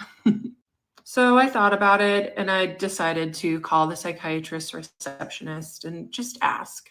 I really didn't want to go back in for an office visit, but at that point I was willing to, because his office had another strict rule that I had to see the doctor every 3 months in order to get meds. And since I had already gotten 3 months worth of refills. Okay, the strict rule is no crazy bitches. Okay? Bitch, stop abusing your script. The thing is, she can't doctor shop because she'd have to fall in love. She just repeats the same thing at the end of that one. Okay, we are going in the home stretch. I'm going to play the last 2, and then I'm going to fade out. And as I do, I'd like everyone to pontificate whether or not you think it's a good idea to fall in love with a psychiatrist while cheating on him with 2 AI therapists and also wearing clear stickers on your face as an adult grown woman. Just really think about that, and then take note of all of, oh my God, KendraHildyCoaching.com. Okay, we're going to do that next time. Okay. But really just look at, note everything Kendra's been saying and being, and then don't do that. I love you all. You're the best. Don't be Kendra. Okay. Sometimes, yes, and is fun, but you can't improv everything. All right. Sometimes you got to plan not to be a crazy bitch. Love you to death. Peace. I was in love with my psychiatrist and he kept me anyway, part 31. So he broke all these rules for me to make sure that I was going to get continued care, and I took that as he really did cherish me. An important note, or a piece of advice, if you will, that if you leave a person who is bad for you, whether it's a doctor that you're terminating with or an ex, do not, under any circumstances, reach out to that person. Even if they do nice things for you, even if it seems like a good idea, it's not. Trust that you left for a reason. No contact is the way to go, because communication after termination just makes things messier.